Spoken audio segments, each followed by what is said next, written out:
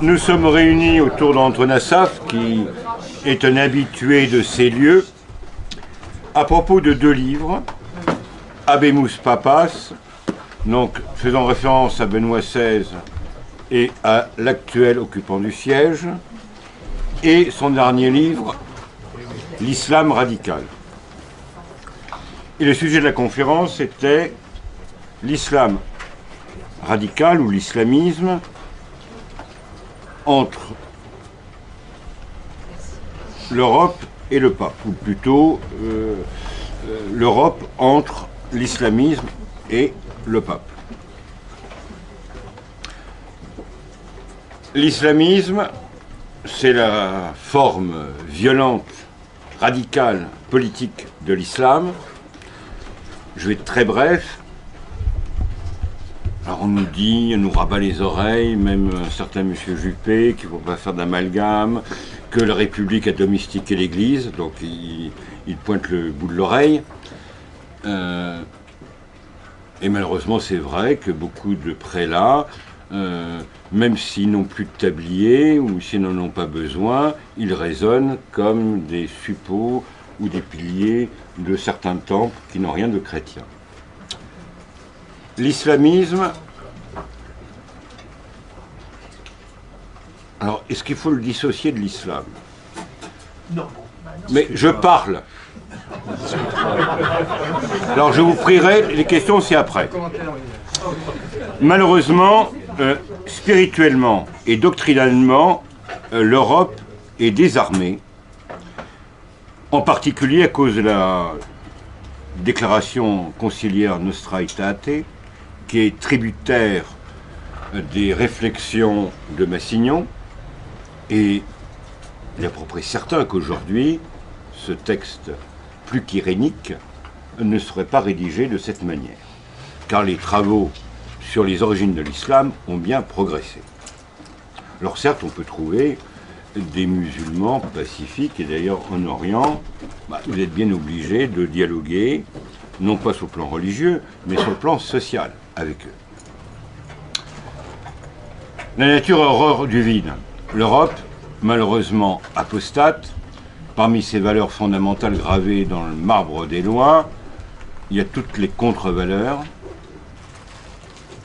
et on le voit, dernier aboutissement, l'Irlande, pays autrefois catholique. Et il serait bon peut-être de jeter un coup d'œil attentif sur deux faits. La réconciliation entre la 13e tribu, ou plutôt l'Amérique, et Cuba, grâce à l'intermédiaire du pape. Donc le pape a un rôle géopolitique. Et on l'a vu qu'autrefois, le conflit entre le Chili et l'Argentine avait été évité grâce à l'intervention diplomatique du Saint-Siège. Mais on peut peut-être s'inquiéter que ça va être un bloc sous la domination américaine. On arrive vraiment à un projet plus ou moins unipolaire auquel la papauté a contribué pour des raisons annexes et qui ne sont certainement pas les mêmes que celles d'Obama. Il est bon aussi de jeter un coup d'œil ou de relire le texte du pape François auprès des institutions européennes à Strasbourg et de faire un petit exercice de style. Supprimer la signature et se poser la question qui a prononcé ce texte, qui est malheureusement très interchangeable. Je pense en avoir assez dit, et assez dit de bêtises à vous, cher ami.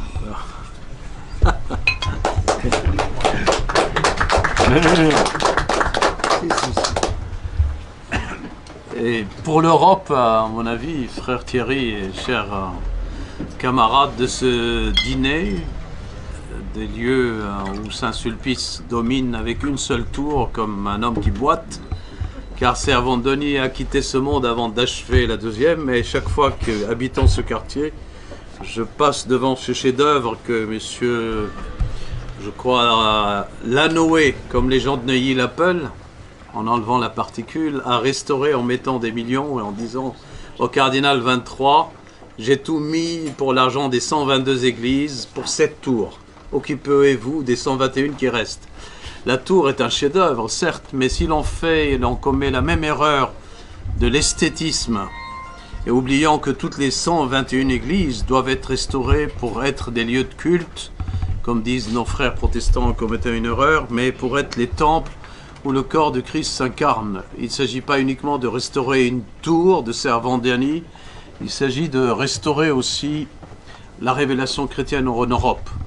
Or aujourd'hui, pour moi, la question que je dois aborder, c'est-à-dire Rome entre les chrétiens, surtout d'Orient, qui souffrent aujourd'hui d'une guerre terrible, radicale à leur égard, directe, charnelle, guerrière, alors que l'Occident souffre une autre, plus sournoise et secrète, intellectuelle, bien sûr viciée dans les discours, que ce soit à l'ONU ou au Parlement ou dans même certains sermons qui sont faits pour introduire un certain modernisme lâche, et cette Rome qui est partagée aussi entre ce christianisme oriental encore qui est du temps des croisades, parce qu'on l'extermine comme au temps d'Urbain II, et un islam que j'ai appelé dans mon livre radical, et j'ai dit l'islam, et le jeu de mots était de dire radical, parce qu'il est.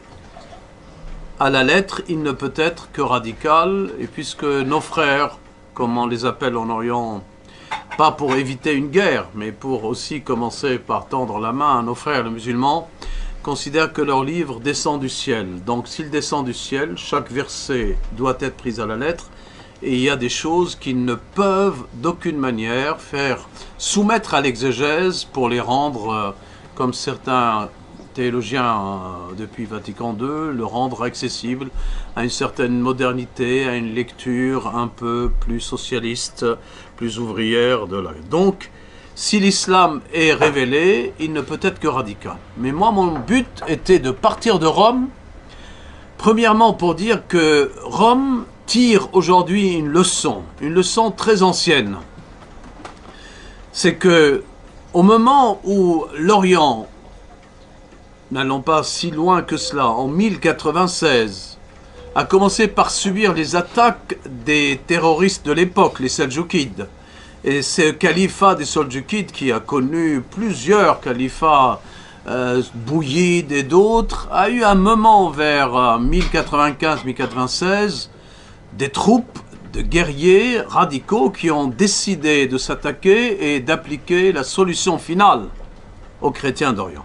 Et c'était vraiment la solution finale, car leur chef, le Seljouk, a dit on détruit les églises, on applique la règle de ce verset qui dit tout simplement, je l'ai retraduit dans mon livre mot à mot, c'est que pendant ces guerres et dans la période 622-629, quand Mahomet était général de guerre, il disait « Tuez-les tous, hommes, femmes, familles, car ils font partie de leur armée. » Et ils ont voulu aller jusqu'au bout de la radicalité de ce verset. Ils ont commencé par détruire les églises, se rapprocher de plus en plus et tenter de détruire, non pas une première fois, le Saint-Sépulcre, mais une deuxième fois, car la première fois il a été détruit en 1077, reconstruit 1096, et c'est alors que l'empereur de Byzance, l'orthodoxe, et vous mesurez le temps, le schisme date de 1054, c'est en 1096 que les orthodoxes ont fait appel au pape catholique. Et on oublie ça, que dans la croisade, c'est Alexis Comnène qui va demander au pape de Rome au secours. Jeanne, au secours, comme dit un homme plein de foi et de cœur, c'est qui m'a un peu touché de voir qu'un homme politique en France puisse encore prier. Qu'importe, il est Jean, il est Marie, j'ai été très touché qu'il prie au pied de Jeanne qui est avec nous. Mais quand même, cet orthodoxe-là, à l'époque, il a dit au secours, où sont vos barons, où sont vos chevaliers? Et c'est alors qu'en novembre 96, au concile de Clermont, que Urbain II va prononcer un discours qui est très actuel, car notre François aujourd'hui a prononcé presque le même, en disant, comme il l'a dit à Erdogan, nous n'accepterons jamais, quoi que vous ayez des choses à lui reprocher sur la liturgie ou son côté un peu proche des pauvres des favelas d'Argentine, il a repris le discours d'Urbain II en disant « Nous n'admettrons jamais », il l'a dit à Erdogan, en face, comme un jésuite et plus qu'un jésuite, un Proche-Orient sans chrétiens. Il l'a prévenu. Comme il en a prévenu d'autres, comme il a prévenu Israël qu'il accepterait l'État palestinien, il l'a accepté de fait. Et il a même dit que cette croisade-là, sans prononcer le mot, doit sauver ces chrétiens d'Orient des mains de cette armée noire radicale. À l'époque, si je compare au discours d'Urbain II, Urbain II va ajouter une phrase qu'un jésuite ne peut pas prononcer, c'est que, parce qu'il l'intègre dans sa vocation, c'est que si je vous appelle, vous, barons du Nord, des Ardennes, Godefroy de Bouillon, vous êtes entouré des gens qui veulent votre héritage, votre mère aurait pu être reine de France, lui-même aurait pu être roi de France, Raymond de Saint-Gilles de Toulouse, si je vous appelle à arrêter vos conflits de barons ou de baronnerie entre vous, c'est pour vous indiquer la vraie guerre. Il prononce alors le mot de la guerre juste dans ce discours, et il ajoute, c'est le Christ qui le veut. Ça n'est pas seulement un pape qui vous parle, c'est le Christ qui veut cette croisade. Aujourd'hui, si vous regardez le discours de François, il a demandé que ça soit voté à l'ONU, car nous sommes dans le temps des guerres ni saintes ni justes, mais légales. Et que ce ne soit pas les États-Unis qui dirigent cette coalition, qui soit, bien sûr, partie de ce vote. Cette voix de Rome a touché les chrétiens d'Orient, certes, parce que nous savons, bien qu'en retard, cette coalition se prépare, et qu'il y aura une guerre, malgré les alliances secrètes. Et c'est pourquoi, en face de ce discours qui est tout théologique, celui d'Urbain II, le Christ veut que ces chrétiens soient sauvés, et il ajoute cette phrase, tout en latin, que j'ai repris dans mon livre, dans ses nuances très très belles. Nos ministres de l'Éducation nationale, aujourd'hui, ne veulent plus qu'on apprenne le latin. Peut-être, chez eux, ils veulent qu'on cesse de penser avec nuance, qu'on cesse de penser dans la langue d'origine, et qu'il n'y ait plus qu'un langage de démagogie qui puisse admettre n'importe quel esprit sans nuance. Et dans cette nuance, il ajoute cette phrase, si les barons ne viendraient pas au secours des Byzantins, sachez qu'il n'y aura plus de traces de ceux qui prient notre Jésus-Christ sur la terre sainte d'origine. Et il ne s'est pas trompé aujourd'hui, les Coptes sont minoritaires, les chrétiens de Syrie, de Mossoul, d'Irak, n'en parlons pas, les plus belles communautés, la plus belle liturgie, la plus ancienne, encore plus que les Maronites. Ils ont gardé le syriaque et l'araméen, ils ont gardé la langue du Christ, et aujourd'hui nous voyons que cette minorité lutte contre un océan d'une armée musulmane. Donc entre Urbain II et François, j'ai établi le pont. Et je les ai même rétablis, pour dire même si ce pape venant d'Argentine n'a pas la sensibilité liturgique et qu'il est très vite agacé par les questions des traditionalistes, c'est qu'il considère que Benoît XVI a réglé le problème avec le motu proprio. Et il l'a dit à quelqu'un de connu, ils ont le motu proprio, qu'ils se battent avec et qu'ils célèbrent leur messe. Mais moi je m'occupe de questions encore plus urgentes. Théologiquement, il n'y a rien de plus urgent que la messe, nous le savons. Mais il faut savoir aussi que cette question doit être traitée en face d'une nation turque ambiguë. Ambiguë à l'égard de ses chrétiens, qu'elle martyrise à sa manière. Ambiguë à l'égard de la République islamique de Daesh, qu'elle considère comme étant une armée amie. Et dans le vote, Erdogan n'a jamais caché qu'il a été élu par ceux qui lui ressemblent. Ambigu à l'égard des Kurdes, qu'ils soient du sud d'Iran, qu'ils soient de l'est de la Syrie, qu'ils soient de l'ouest de l'Irak, qu'ils soient du nord de la Turquie elle-même, car jamais Erdogan n'accepterait un État kurde indépendant.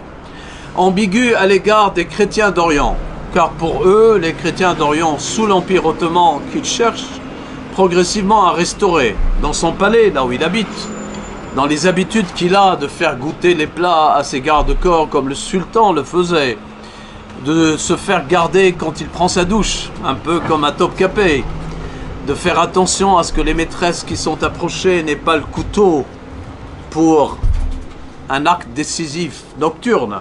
Il rétablit d'une certaine façon cet esprit de l'Empire ottoman, et pour lui les chrétiens d'Orient, c'était ces chrétiens minoritaires que la Turquie a, en même temps que les Arméniens, subissaient les massacres de 1915, les chrétiens de Syrie, de Mossoul, les Assyriens, les chrétiens du Liban, du Mont Liban, mouraient en l'ordre de 150 à 200 000 morts, affamés et même massacrés d'une autre manière. Donc, le procès de Turquie n'est pas terminé, sauf si l'Europe décide d'accepter la Turquie à l'intérieur de son Parlement avec un corps de députés de 80 et puis une défense politique qui toucherait ce que la Turquie appelle le peuple islamique d'Europe. Qu'importe, le pape affronte la Turquie. Mais en affrontant la Turquie, je l'ai comparé dans son discours à Urbain II, au concile de Clermont de 1096. Mais je peux le comparer aussi dans son discours à l'égard d'Erdogan de la Turquie, car quand vous lisez cette approche, elle était courageuse. Je n'accepterai jamais un Proche-Orient sans chrétiens. Erdogan est prévenu. Et nous savons que la Turquie, plus elle affaiblit ses minorités chrétiennes, plus elle rétablit l'esprit de l'Empire ottoman, qui se résumait par une formule, pour agacer notre ministre, je le dirais en latin, divide ut regne, diviser pour régner. Je comprends que dans leur conseil de ministres, qu'ils ne puissent pas traduire cette phrase. Mais le jour où ils la traduiront, ils comprendront que leur ennemi n'est pas si loin que cela. Donc, au moment où Rome est partagée entre sauver ces chrétiens d'Orient, qui sont le signe vivant de la présence chrétienne sur la terre même de la guerre sainte, parce que vous ne pouvez pas oublier que Godefroy de Bouillon, quand il a gagné cette bataille de Jérusalem, arrivé à Jérusalem en 1098 et commençant par établir cette royauté, il a refusé la couronne en disant « Seul Christ est roi dans ces lieux ». Il pose cette épée dont on connaît des traces à Vienne aujourd'hui et meurt 1 an ou 2 ans après avoir fondé des régiments, même à Ascalon, où curieusement il y avait des musulmans dans ces régiments qui se battaient avec les croisés contre les islamistes ou les républiques de Daesh de l'époque, l'armée noire de l'époque.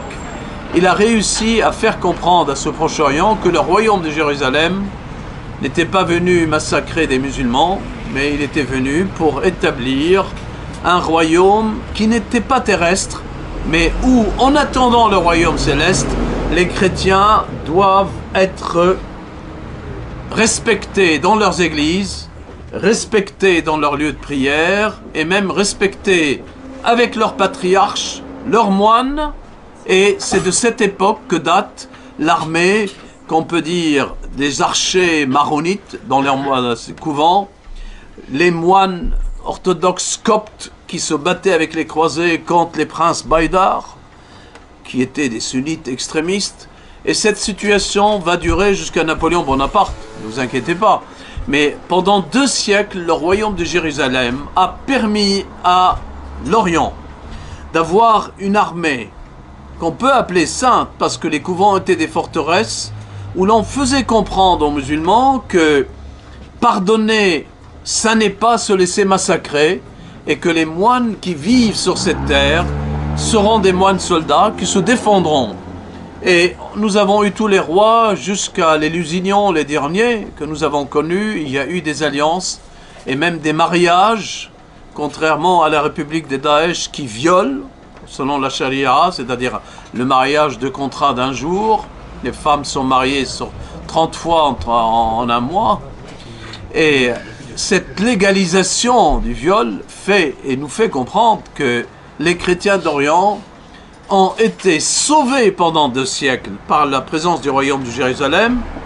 Même ceux qui donnent aux croisades aujourd'hui une interprétation malsaine de colonisation et d'occupation, comme mon compatriote Amin Maalouf, qui a appris son christianisme dans les loges maçonniques d'Argentine, ce qui n'est pas notre cas.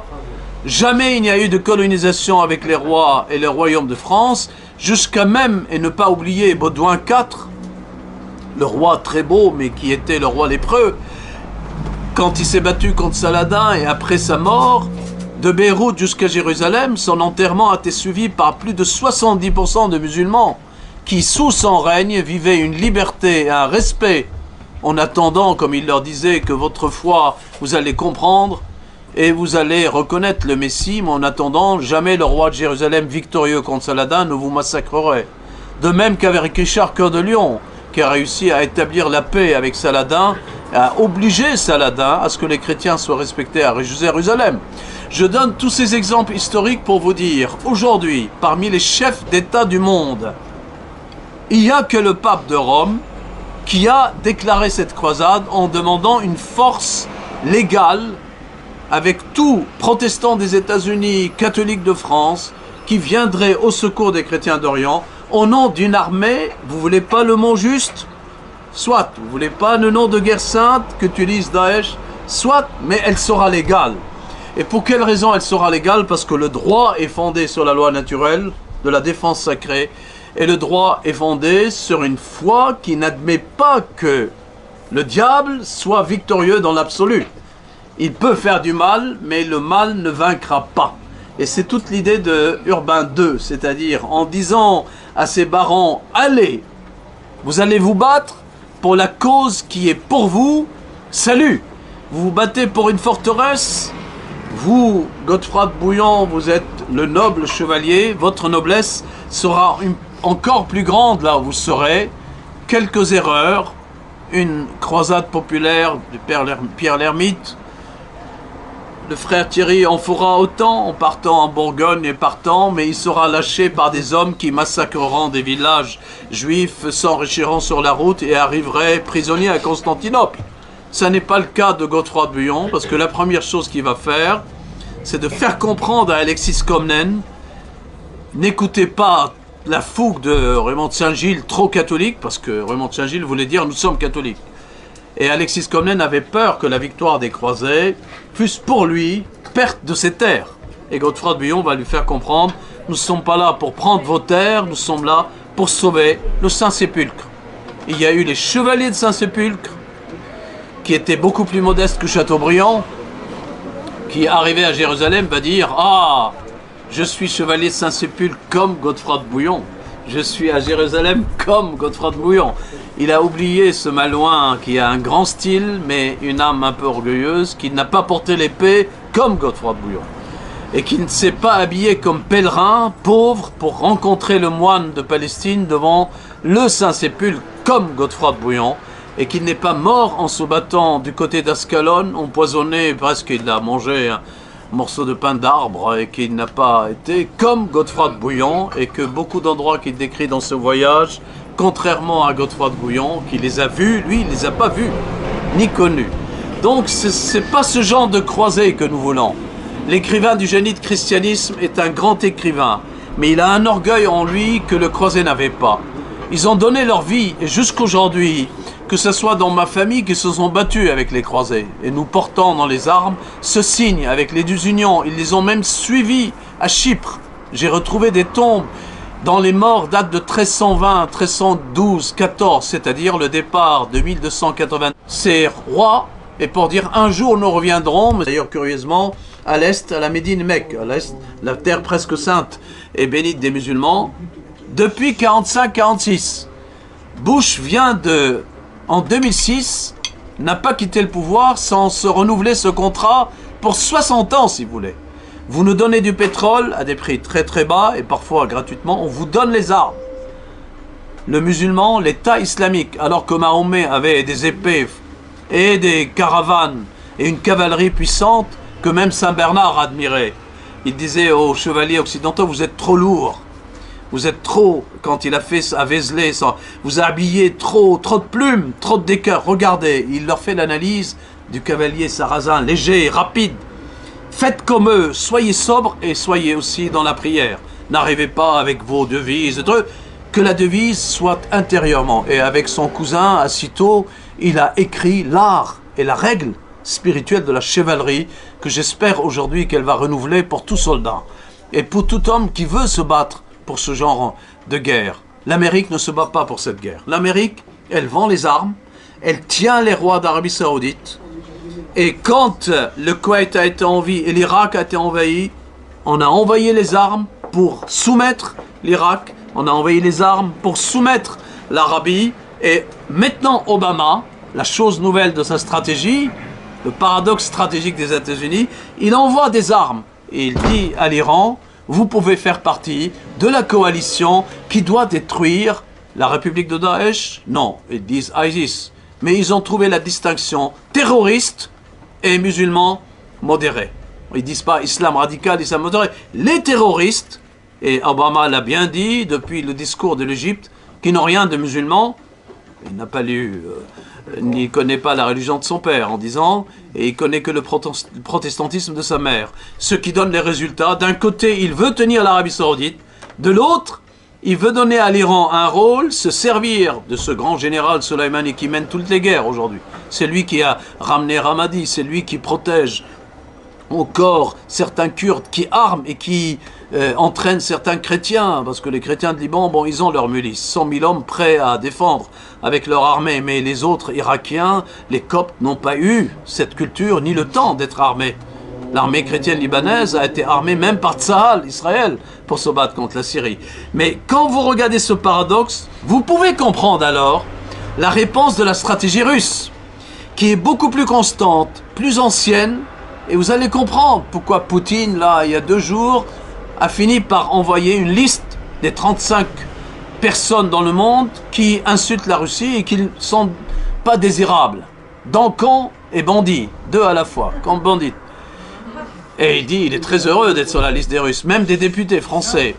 Car la stratégie russe, elle est toute en subtilité. Premièrement, au moment où le printemps arabe tombait, toutes les villes, surtout la Libye, la Syrie a été protégée par Poutine. Pour quelle raison? Parce que tout simplement, on sait que depuis Nicolas Ier, les 2 ports de Lataki et Tartous, c'est la place vivante qui tient Constantinople en face. Et à l'époque, Nicolas Ier voulait faire comprendre à Napoléon III que cet axe-là, si la France se mettait en alliance avec Nicolas Ier, l'homme malade comme Nicolas Ier l'a appelé, tombera et Constantinople tombera. Et tous les chrétiens orthodoxes et catholiques seraient protégés jusqu'à Jérusalem et on regagnera et on vaincra de nouveau après les pentes et ça sera de nouveau un royaume des croisés. Personne n'a compris cette stratégie.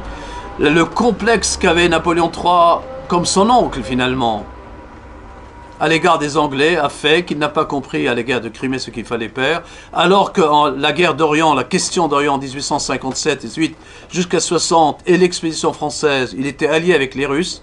Pendant la guerre de Crimée, il abandonne cette alliance, il perd.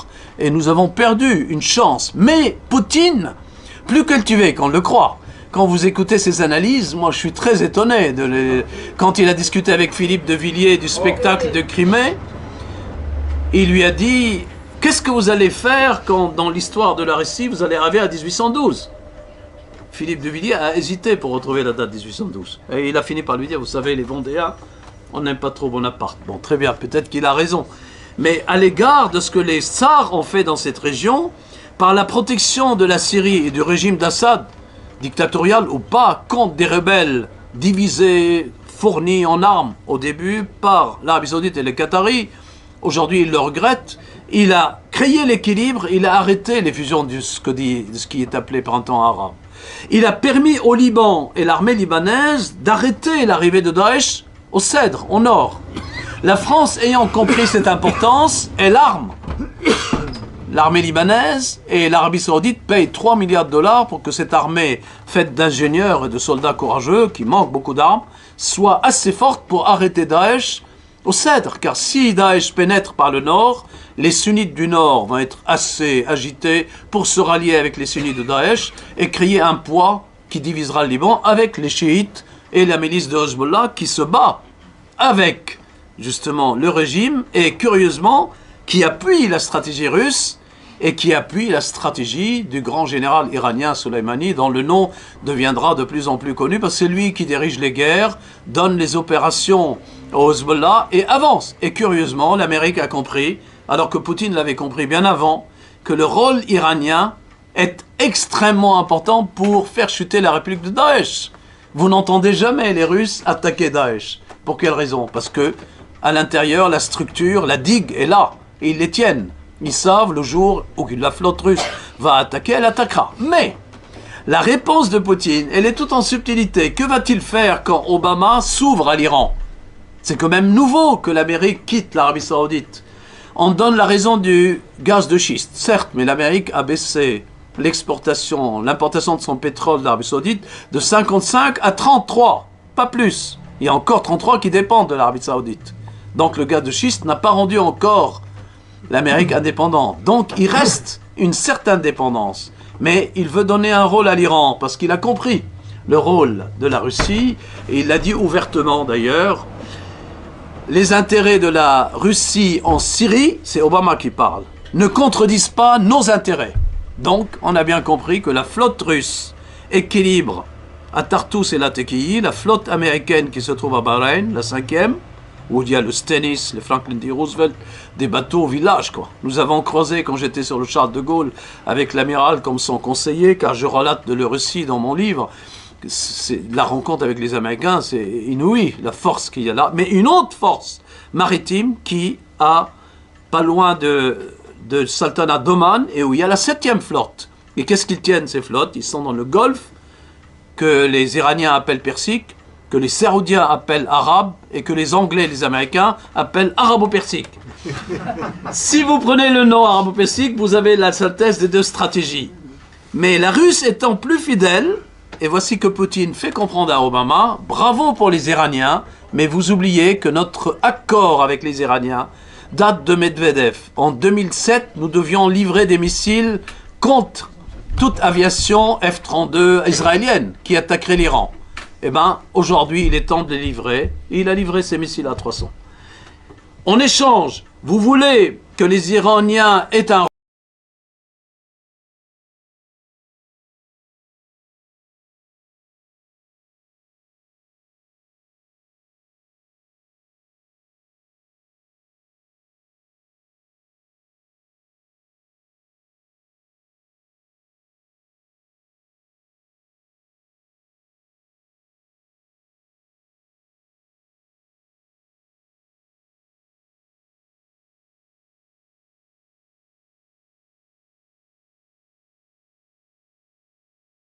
par la Syrie, encore avec 1000 $, ce qui poussera peut-être les socialistes à élever le RMI, le RSA à 1000 € par mois. Ils les garderont comme ça peut-être, plutôt que de passer par l'éducation.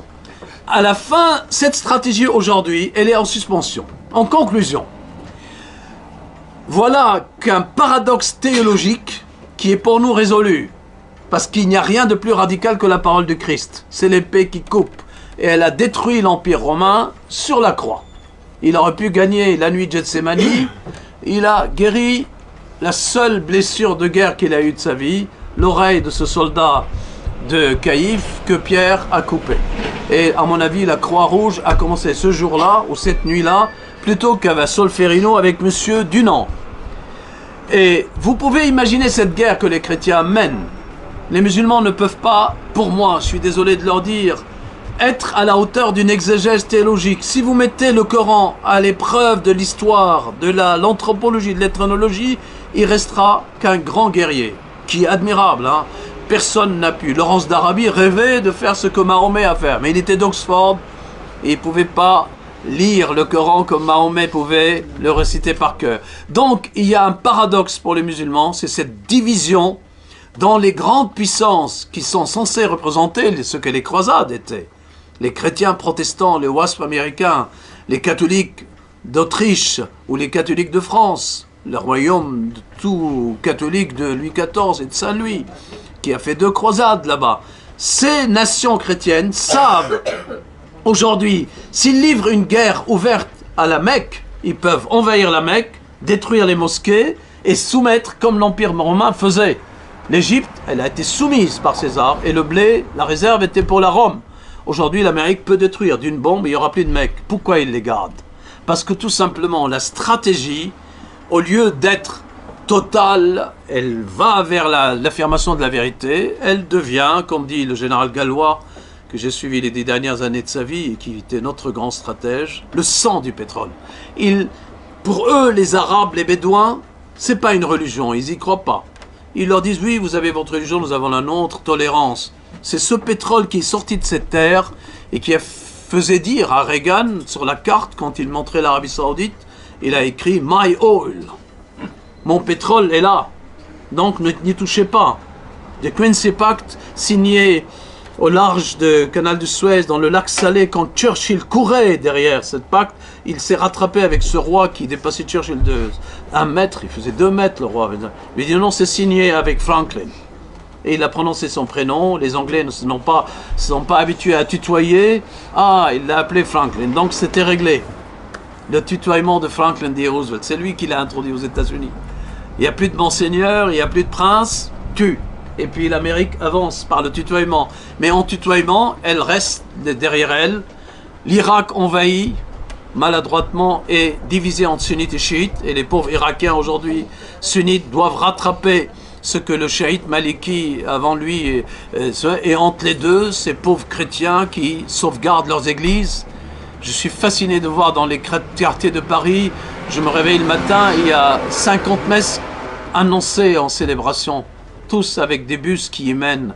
Imaginez un chrétien d'Irak se lève le matin, il va à sa messe de Noël, il n'est pas sûr de ne pas avoir l'église sur sa tête. Ça, c'est une messe qui se célèbre. Mon père, qui était lui-même prêtre maronite, il célébrait sa messe, je me rappelle, c'était le samedi de Pâques. Une bombe tombe sur l'église au temps de la guerre du Liban. Pouf, elle était là. Bon, c'était un obus. Il regarde ses fidèles, il dit « Ceux qui ont peur partent. Ceux qui restent célèbrent, je termine ma messe, mais ceux qui partent ne reviennent plus, je ne les considère plus de ma paroisse. Ma paroisse accepte le martyr. » Et ça, c'est les messes qui sont célébrées en Orient. Et entre ces deux-là, cette foi radicale que le Christ nous a laissée, parce que je n'ai pas encore entendu quelqu'un dire « Je suis la vérité, je suis le chemin et la vie » sans paraître ridicule.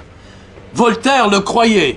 Eh bien, au moment où il insultait le chevalier de la Barre, ou sauvait le chevalier de la Barre d'avoir profané l'Eucharistie devant Notre-Dame, défendait les cas les plus, il était esclavagiste et affrétait des bateaux au large de Bordeaux qui portaient son nom, le Voltaire, les esclaves.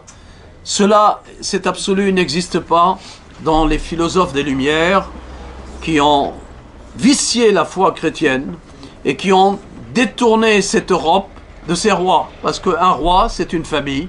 Ça n'est pas devant Monseigneur qui m'honore de sa présence qu'il a. Un roi, c'est la fragilité d'une famille, mais c'est le vrai héritier. C'est pas l'héritier des primaires. C'est pas l'héritier d'un homme qui a magouillé pour arriver et qu'on impose à ces pauvres Français qui ne savent plus comment voter. Alors comment voulez-vous que l'Occident puisse mener la bataille vraie d'un Godefroy de Bouillon? Nous sommes loin de là. Mais il nous reste, dans cette fragilité, un pape comme François, jésuite, donc forcément intelligent, rusé, qui réutilise le même discours d'Urbain. Il faut que les chrétiens restent là où ils sont. Il utilise, et au nom des pauvres, en même temps qu'il reconnaît un État à ces pauvres Palestiniens qui ne savent pas en déclarer une devant l'intelligence redoutable, presque démoniaque des Juifs, qui ont construit leur État, à qui Ben Gurion disait aux Arabes, « Si nous sommes victorieux, c'est à cause de vous. Je ne détruirai pas votre mosquée après la guerre des 6 jours, gardez-la, mais de grâce, créez un État. » Aujourd'hui, ils sont trop extrémistes, les Juifs, pour accepter que les Arabes prennent le bus à Hébron comme eux. Ils sont en train d'aller vers un apartheid. Donc, comment voulez-vous que l'Occident, ayant perdu la foi réelle, le royaume réel, puisse comprendre quelque chose à la guerre de l'Orient? Je termine par ce petit paradoxe. Si fragile, voyez-vous, et si quand même quand les apôtres étaient envoyés par le Christ, ils leur disent « Mais qu'est-ce qu'il nous faut ?» Il lui dit « Oui, oui, vous allez avoir cette guerre et vous aurez besoin d'épée. » Alors les disciples tout de suite, ils ont dit « C'est le Messie, on va mener cette guerre. » Et après lui, les Zélotes ont mené une guerre pendant un siècle à la Masada. Pendant un siècle avec quelqu'un qui s'appelait d'ailleurs Jésus. Ils coupaient les doigts pour résister et ils ont résisté, ces Juifs.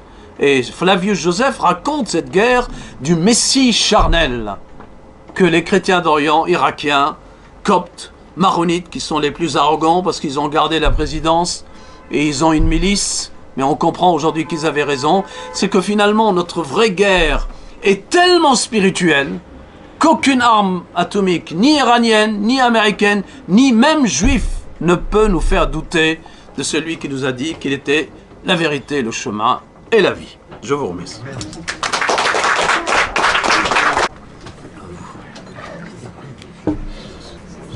Je pense qu'il y aura quelques questions, même nombreuses. Allez-y.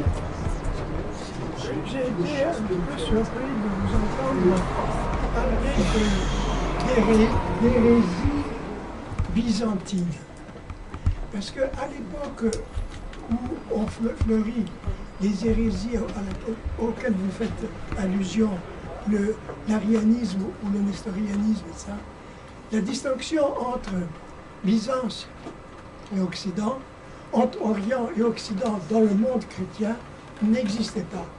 Les Ariens d'Espagne, les Ariens de France, ou les Ariens de l'Italie, les Ostrogoths, seraient vraiment très étonnés si on leur disait qu'ils étaient des Byzantins. Je vais répondre parce qu'il y a beaucoup de nuances théologiques, mais je sais que Monseigneur a d'autres rendez-vous, qu'il souhaitait dire un mot avant de partir. Il nous a honoré de sa présence, mais vous voulez dire un mot et je ne vais pas vous retenir. Et après, je m'occupe de toutes les hérésies du siècle. À vous, Monseigneur. Après les mots que vous avez prononcés, il est difficile d'exprimer une idée aussi convaincante, une idée aussi précise de notre rôle, de notre histoire et de notre avenir. Vous avez développé tout le sens de l'Occident, toute l'espérance que l'Occident peut redonner dans un Orient qui deviendrait aussi occidental. Je pense que vous avez au contraire exactement répondu aux espérances de tous nos amis ici, qui voudraient savoir exactement sur quel terrain nous devons préciser nos espérances. J'espère aussi que les États-Unis, que vous avez décrits avec beaucoup de finesse, sauront saisir ces finesses que vous avez bien voulu leur prêter. J'espère beaucoup que la Russie, que vous avez citée, maintiendra les positions du président Poutine actuellement, plus que celles de son intermédiaire, si je peux dire, interprésident Medvedev. Nous avons vu que Medvedev n'avait pas réalisé aucune protection de la Libye comme il aurait dû le faire, et je sais que Poutine l'aurait fait certainement.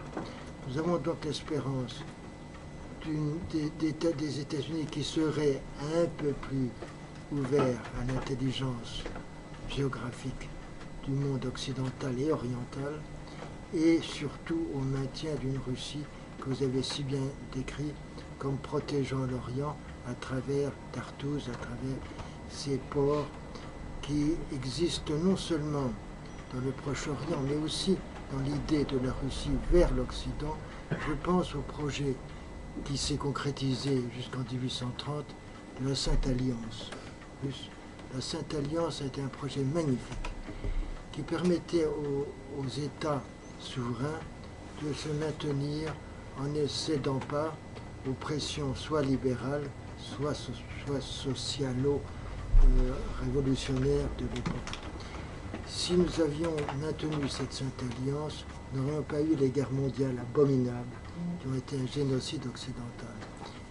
Je pense que nous avons beaucoup de chance dans notre malchance d'avoir un pays comme la Russie qui, après 70 ans d'écrasement idéologique, ce qui est loin d'être évident, 70 ans d'écrasement idéologique, retrouve à la fois la réserve de spiritualité qui a toujours été la sienne, sauf la parenthèse marxiste, et cette réserve de spiritualité se développe immédiatement dans une stratégie internationale qui permet à la Russie, en défendant son indépendance, de défendre la nôtre, les nôtres. C'est tout ce que je voulais dire, mais je pense que vous avez décrit une situation tellement évidente, et vous avez parlé de Daesh, dont tout le monde évidemment est soucieux quant à la capacité de destruction humaine d'abord, et naturellement d'œuvres historiques depuis. Il faut tout de même se rappeler, comme vous l'avez déjà précisé, qui est à l'origine de Daesh et qui maintient Daesh d'une certaine façon. Donc je crois qu'il faut être lucide, et ce n'est pas toujours ce que l'on croit qui provoque une situation, et non seulement il la provoque, mais il la maintiennent. À la fois, ils bombardent un peu Daesh, et c'est pas en envoyant des bombinettes sur Daesh qu'on va éviter le drame de l'Orient actuel. drame qui, encore une fois, a été alimenté dans son début par le monde occidental et particulièrement par l'Union européenne et bien entendu les États-Unis et l'Angleterre, sont toujours des associés de malfaiteurs et qui maintiennent en Proche-Orient une situation aussi ambiguë en finançant à travers le printemps arabe d'abord et ensuite l'Arabie saoudite et le Qatar, une situation dramatique qui est totalement génocidaire. Voilà, c'est tout ce que je voulais dire, mais vous avez éclairci admirablement le passé et le présent tel que vous le connaissez mieux que personne. Merci beaucoup, Monseigneur. Merci d'avoir...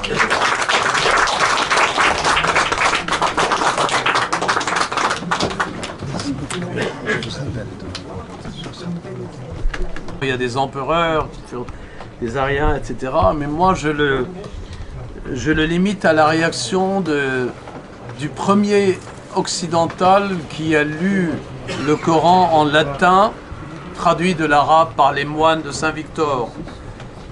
C'était Pierre le Vénérable, le père abbé. Et il a lu cette version qui existe aujourd'hui, mais que les musulmans ne veulent pas que l'Occident diffuse parce qu'il y a des contradictions à l'intérieur. C'est une version, nous avons le manuscrit. Il a dit, au bout d'une lecture de nuit, il a dit « ça y est, c'est l'arianisme. Cela nous suffit. Tout le reste, c'est des habitudes bédouines, des guerres, des versets au nom de Dieu. Mais quand il dit que Jésus n'est pas fils de Dieu et mère n'est pas de maternité divine, pour nous, c'est l'arianisme et allons au vêpres. Le problème est réglé. » Et en effet, quelqu'un qui n'a pas envie de faire de l'exégèse coranique pendant 50 ans de sa vie, faire une carrière, il peut se dire c'est l'arianisme et revenir à sa foi chrétienne pour approfondir la foi chrétienne. Et dans l'arianisme, il y a toutes ces nuances. On ne peut pas dire que c'est une hérésie byzantine, vous avez raison, mais Byzance, dans ses discussions théologiques, depuis les Jacobites au Liban, ce sont eux qui ont massacré des moines maronites, par exemple. Et à partir de là, de ce jacobinisme, etc., le monophysisme, toutes ces questions de la volonté et de la nature de Dieu, vous avez des nuances interminables. Et vous avez raison que beaucoup s'en réclament. D'ailleurs, même Saint-Louis, quand il a été en 1248, après être libéré, il a fait comprendre aux croisés qu'il faut créer une alliance avec les Mongols, qui étaient des Nestoriens, plutôt qu'avec les princes musulmans de Baïda. Et il a eu raison, mais les croisés ont préféré les princes égyptiens qui ont gagné contre les Mongols à Damas après la destruction de Bagdad en 52, et puis qui sont retournés à la fin contre les croisés et qui ont commencé la destruction de l'Empire de Jérusalem. Et il y a ça, voyez-vous, moi j'établis les ponts entre les hérésies et l'action politique qui en découle. Mais si vous voulez aller plus loin dans les nuances, comment le temporel s'est emparé d'une certaine façon de ces hérésies, il y a beaucoup de nuances à dire, certaines. Vous avez raison de le dire, oui. Monsieur, là-bas. Oui, cher monsieur, vous avez parlé à plusieurs reprises des hérésies de Byzance. Et donc, en ma qualité de chrétien orthodoxe, je pense peut-être qu'il est un peu... Issu de Byzance. Oui, issu, mais vous parlez de l'arianisme qui a été combattu et qui a été qualifié d'hérésie par le concile de Nicéen et de Constantinople, qui aboutit au credo « Nous croyons en un seul Dieu ». Tout à fait. Vous parlez du nestorianisme qui a été combattu par le concile d'Éphèse en 423, et donc qui a affirmé Marie Théotokos, c'est-à-dire génitrice de Dieu, en faveur de Jean 1,14, et verbo caro factum est, que o logos sarx et genito. Et donc je pense que dans Byzance, quand on a des saints comme Saint Maxime le Confesseur et d'autres, voilà, Saint Athanas, qui était seul contre vents et marées pour défendre la vérité révélée. Et quand on lit Saint-Irénée de Lyon, je pense qu'il ne faut peut-être pas trop associer l'arianisme à Byzance, qui certes a été combattu, certes il y avait une certaine idolâtrie de l'arianisme aussi à Byzance. On avait des empereurs qui n'étaient pas théologiens et qui se laissaient conseiller par des évêques un peu, on va dire, à la limite du schisme. Mais dans la pentarchie, et grâce au concile œcuménique, qui étaient les conciles où tous les évêques de l'Église définissaient des dogmes, ils ont réfuté ces deux doctrines. Alors après, il est vrai, quand on regarde la place du Christ dans le Coran, et lorsqu'on voit que le Christ faisait des petits objets en terre cuite et puis soufflait, ça devenait des oiseaux, c'est ce qu'on retrouve dans beaucoup d'évangiles apocryphes, c'est-à-dire des évangiles qui ne sont pas dans le canon, mais qui sont des espèces de textes, on va dire, périphériques, qu'on a retrouvés dans des milieux. Je vous remercie pour ce développement, mais nous sommes tout à fait d'accord. La preuve, l'Église maronite, elle est issue du concile de Chalcédoine, de 451. Mais quand j'ai dit les hérésies, je suis en train de vous expliquer trois paradoxes. Un qui était logique, militaire et stratégique. Et il fallait, sur les questions des hérésies, dire sous l'Empire byzantin, il y a eu ces hérésies. Et les maronites ont été massacrés par des jacobites avant l'arrivée de l'islam. Mais pour nous, comme Pierre le Vénérable a eu cette intuition orientale, le patriarche maronite en 639 voit arriver les soldats d'Omar au Mont Liban. Il leur dit, bah, écoutez, avancez, ça sera la guerre. Restez au bord de la mer, peut-être on pourra trouver une solution, mais jamais nous n'accepterons ce que vous dites sur le Christ. Et ils ont considéré en 639 que c'est le retour des massacres des Jacobites. Donc, pour nous, théologiquement, si nous enseignons un catéchisme de l'Église catholique par Chalcédoine, nous sommes chalcédoniens, c'est notre devoir de dire aux musulmans que vous êtes issus de notre hérésie arienne. Et tout le reste, c'est des coutumes et des habitudes bédouines. Si vous voulez quatre femmes, c'est que parce qu'il y a tellement peu d'hommes à une époque dans le désert, ils mouraient dans les batailles, qu'il fallait un homme pour 4 femmes. Et il leur disait, pas mariez-vous, c'est-à-dire, c'est ce qui se passe. Et il en avait marre à un moment d'ailleurs.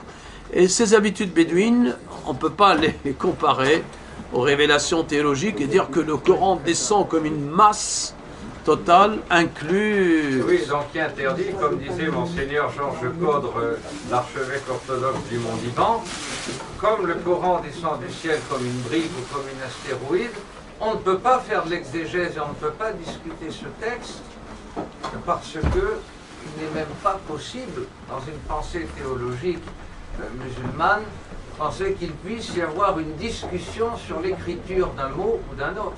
Ben, Monseigneur Georges Caudre disait, si on continue comme ça, bientôt au paradis, tout le monde parlera arabe. oui, mais le Monseigneur Caudre, que je connais personnellement, il a raison de le dire, mais il y a quand même un devoir que nous avons envers eux, c'est de leur dire, nous sommes aujourd'hui de se battre avec plusieurs gens qui connaissent le Coran dans le texte arabe, de convaincre avec le maréchal Sissi, qui est d'une grande puissance. Ça ne va pas, vous devriez parler dans le vide, vous êtes trop vain. Il faut prier Saint-Michel contre la femme islam satanique. D'accord, très bien, merci. On priera Saint-Michel, très bien. Alors, on va prier Saint-Michel avec maréchal Sissi, qui a dit à l'université d'Al-Azhar, qui est l'université islamique de référence, il faut réformer. C'est pas Vatican II dans l'islam, j'y crois pas, mais c'est déjà, il faut qu'ils acceptent qu'il y ait une version chronologique des versets coraniques. Si on admet cette version, qu'on l'impose, parce qu'il y a les versets de temps de Pierre le Vénérable, ils n'aiment pas beaucoup. Et le manuscrit que nous connaissons est décoré pire que Charlie Hebdo. Hein. Les moines en avaient marre. Ils en avaient marre de voir le Christ insulté. Alors ils ont mis un poisson puri, barbu, ça rappelle quelqu'un. Et ils étaient beaucoup plus courageux que Luce. Courageux, qui a dit, moi je ne dessinerai plus Mahomet, j'en ai marre, je vais faire autre chose. En fait, il a la trouille. Hein. Il le dessine, l'immeuble de Libération descendrait sur leur tête. Il y aura 2 kamikazes, comme autant au Liban, malheureusement, les para-français, les Américains. Il faut une version chronologique, et cette version chronologique va permettre aux musulmans, il a prononcé tous ces versets pour gagner ses guerres, à partir de 629, il a légiféré pour des bédouins, et c'est la période bédouin. Et d'ailleurs, ils ont Ibn Khaldoun, le grand philosophe du XIVe, le malheureux, il leur a dit, il y a des époques dans l'histoire, vous êtes toujours des tribus à vous faire la guerre et vous revenez à cette charia du 7e. Évoluez avec votre charia et sachez, et puis il a prononcé cette phrase que tout le monde répète, les Arabes se sont mis d'accord à n'être plus jamais d'accord sur le droit. Et même Ben Gurion l'a reprise. Il veut nous attaquer au couteau, le Saint-Michel. Voilà, c'est la version chronologique. Et ils vont dire, voilà, Josué, sa guerre, aujourd'hui les Juifs n'ont pas le droit de la répéter.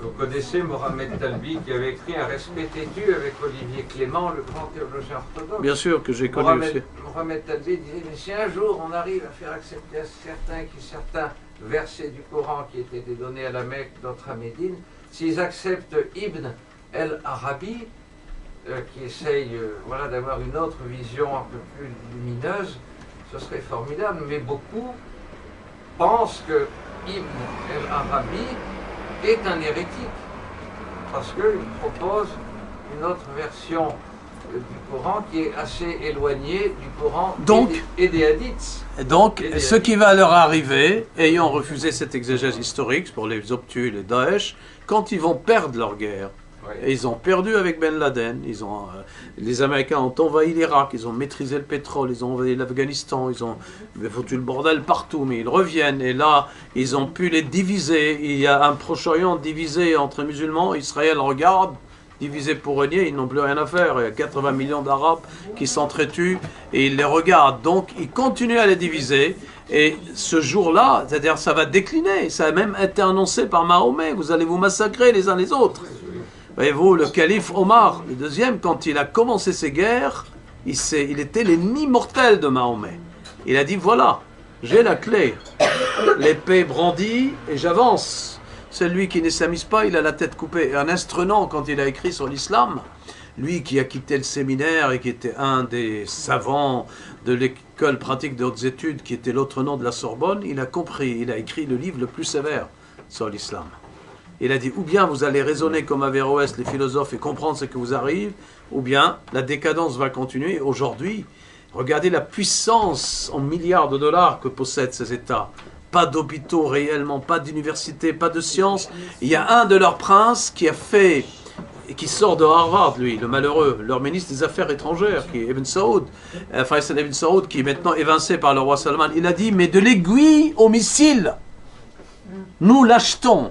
Aucune industrie. Nous passons notre temps dans le café, nous passons le temps à ne regarder jamais aucune industrie. Et comment tu veux évoluer à ce moment-là? Ils ont des chrétiens d'Orient, du Liban qui viennent comme ingénieurs. Ils ont quelques princes éduqués, très connaisseurs, mais le peuple en lui-même, il est tenu par des wahhabites, il est tenu par des populations qui travaillent pour les pays du Golfe, les Indiens, les Pakistanais, etc.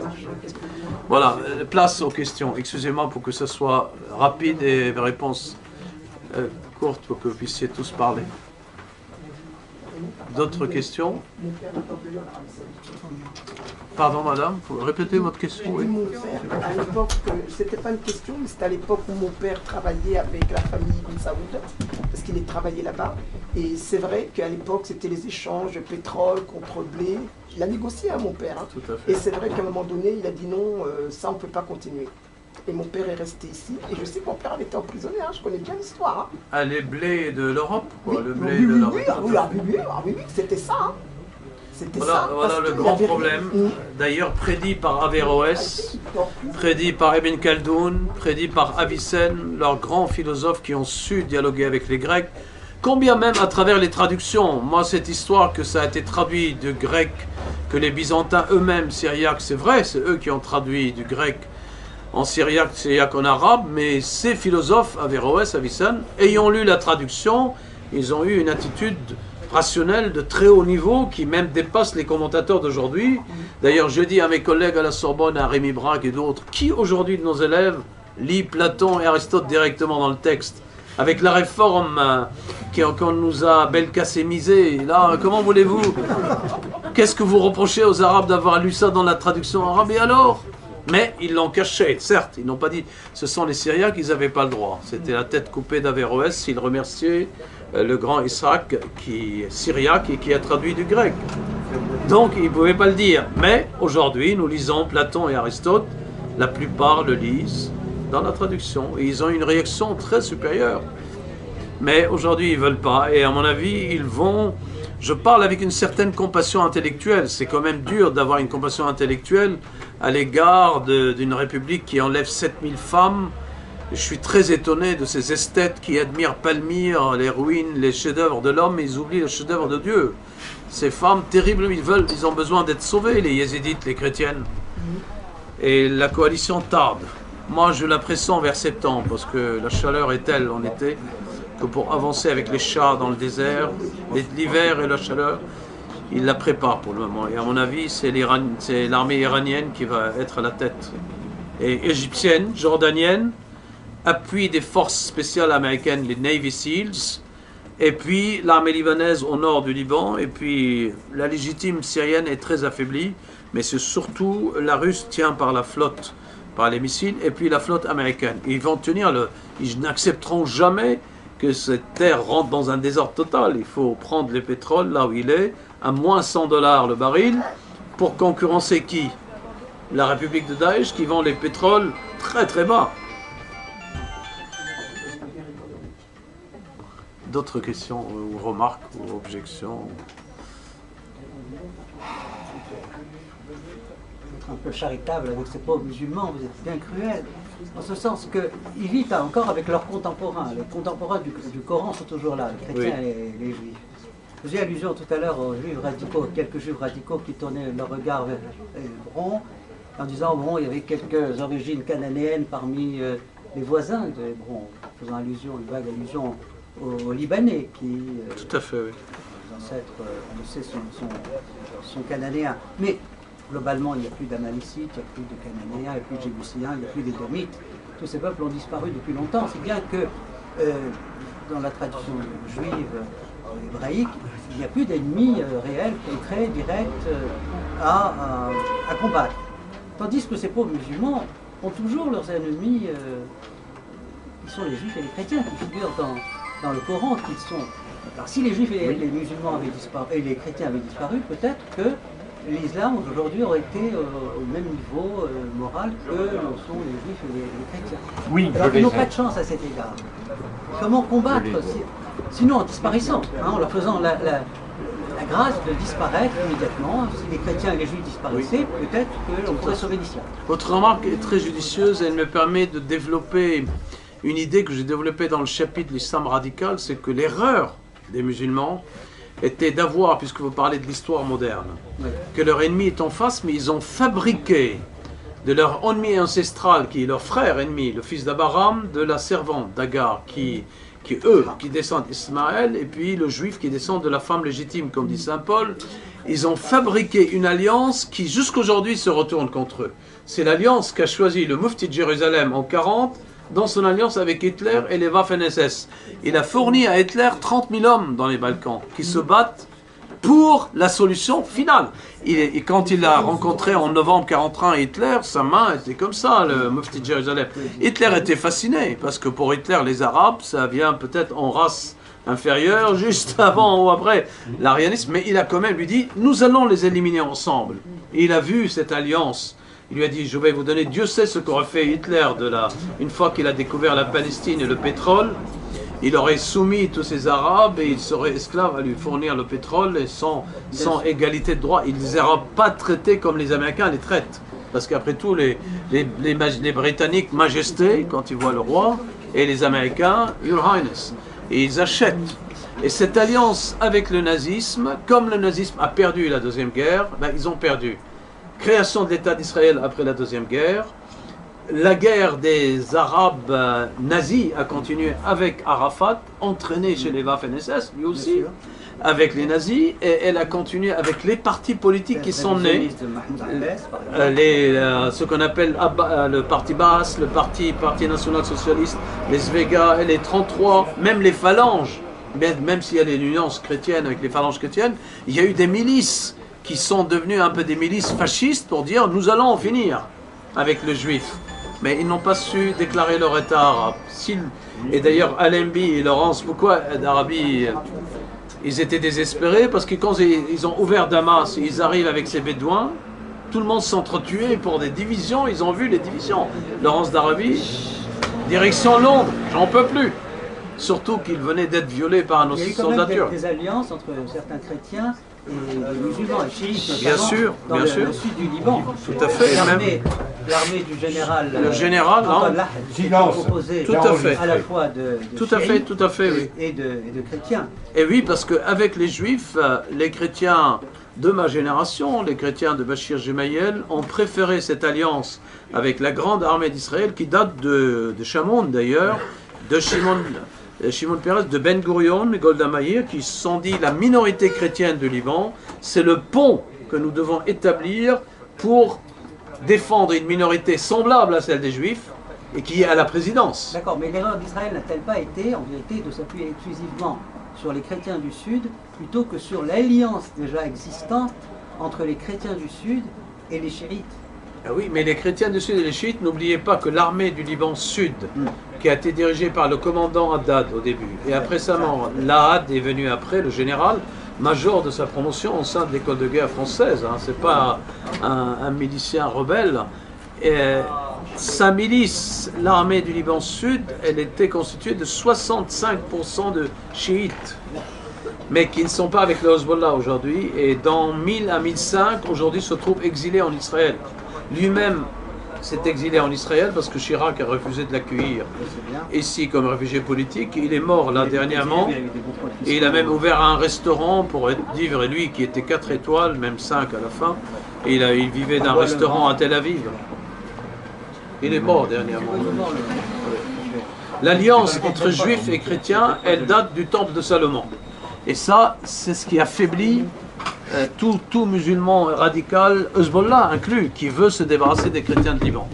Parce qu'Israël considère que le chrétien de Liban, contrairement à celui de l'Irak, celui de l'Égypte et de Homs et d'Alep, il est au pouvoir. Alors, il est à la présidence. Et le rôle ambigu du général Raoul dedans, c'est-à-dire, le général Raoul, aujourd'hui, on se rend compte que sa stratégie a abouti à la stratégie américaine. Parce qu'il faut se tourner vers l'Iran et vers les chiites, pour que les sunnites ne dominent pas la région, nationalisent les 500 000 réfugiés palestiniens au Liban, créent le déséquilibre entre sunnites et chiites, font dominer le pays par les sunnites et, comme au temps de l'Empire ottoman, le général vous dit, les sunnites sont plus cruels que les chiites, qui sont beaucoup plus doux, plus mystiques, mais l'alliance de Hezbollah avec l'Iran leur a permis d'avoir une milice très puissante qui joue aujourd'hui un rôle extrêmement important, mais sous le commandement du général iranien, Soleimani.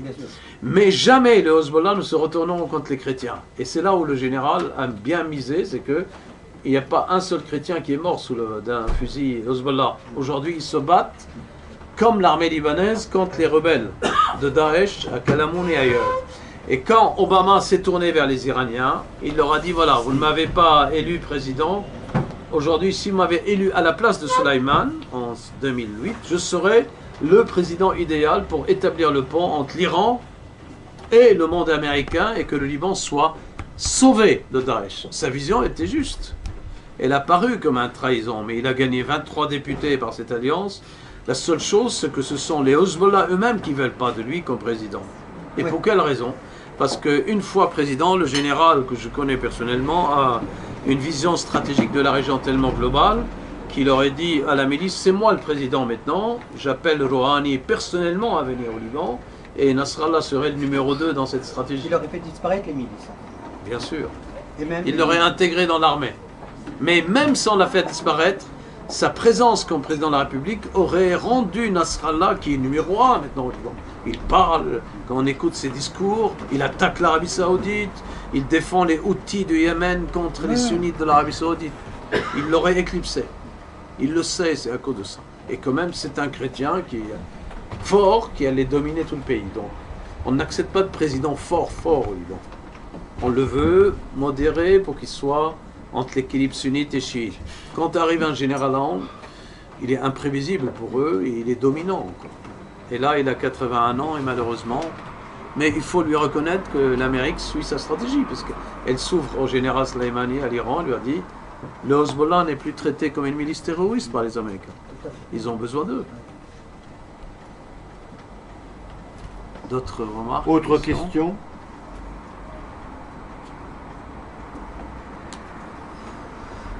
Bon, je suis désolé, je n'ai pas pu être livré par les livres. Ceux qui le souhaitent, il sera chez le frère Thierry qui possède plus de 500 000 livres dans sa bibliothèque. Non, 30 000. C'est déjà pas mal.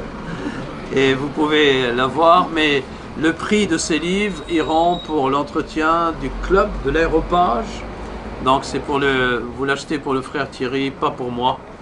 J'aime pas trop vivre de mes livres, je préfère en mots. Merci beaucoup. Peut-être une question subsidiaire. Que pensez-vous après, il y aura une autre question, d'abord, dans le coin. Oui. Du rêve de nos politicards qui haine du christianisme. Et on a vu qu'il y a eu toujours une alliance plus ou moins adultérine entre la République, ou la gueuse, ou la femme sans tête, ça dépend le vocabulaire que l'on adopta, et tout ce qui est anticatholique. Est-ce qu'il n'y a pas une... parce qu'on voit très bien, on détruit des églises, parce qu'il n'y a plus de fidèles, et c'est vrai. Il est même question, à un moment, de prêter des églises à des musulmans. Alors dans le Midi, les évêques ont mis le haut là, parce qu'après les musulmans refusent de rendre leur lieu de culte, même s'il y a un bail. Que pensez-vous de ce rêve de rendre compatible avec les valeurs décadentes de la démocratie moderne, l'islam? Vous écoutez tout le panel politique, c'est le langage qu'ils tiennent unanimement. Vous décrivez leur état déjà d'inculture. Comment voulez-vous les gens regarder vers quel niveau éducatif ils veulent ramener la formation des jeunes, des enfants, des universités. Donc leur politique ressemble à ils n'ont aucune vision, aucune culture. Et comment voulez-vous qu'ils puissent comprendre déjà ce qu'était le christianisme dans ce pays? Mais ils ne veulent pas reconnaître. Pour moi, aujourd'hui, c'est l'agitation de la queue du diable. C'est-à-dire, ils ont quelques mois devant eux.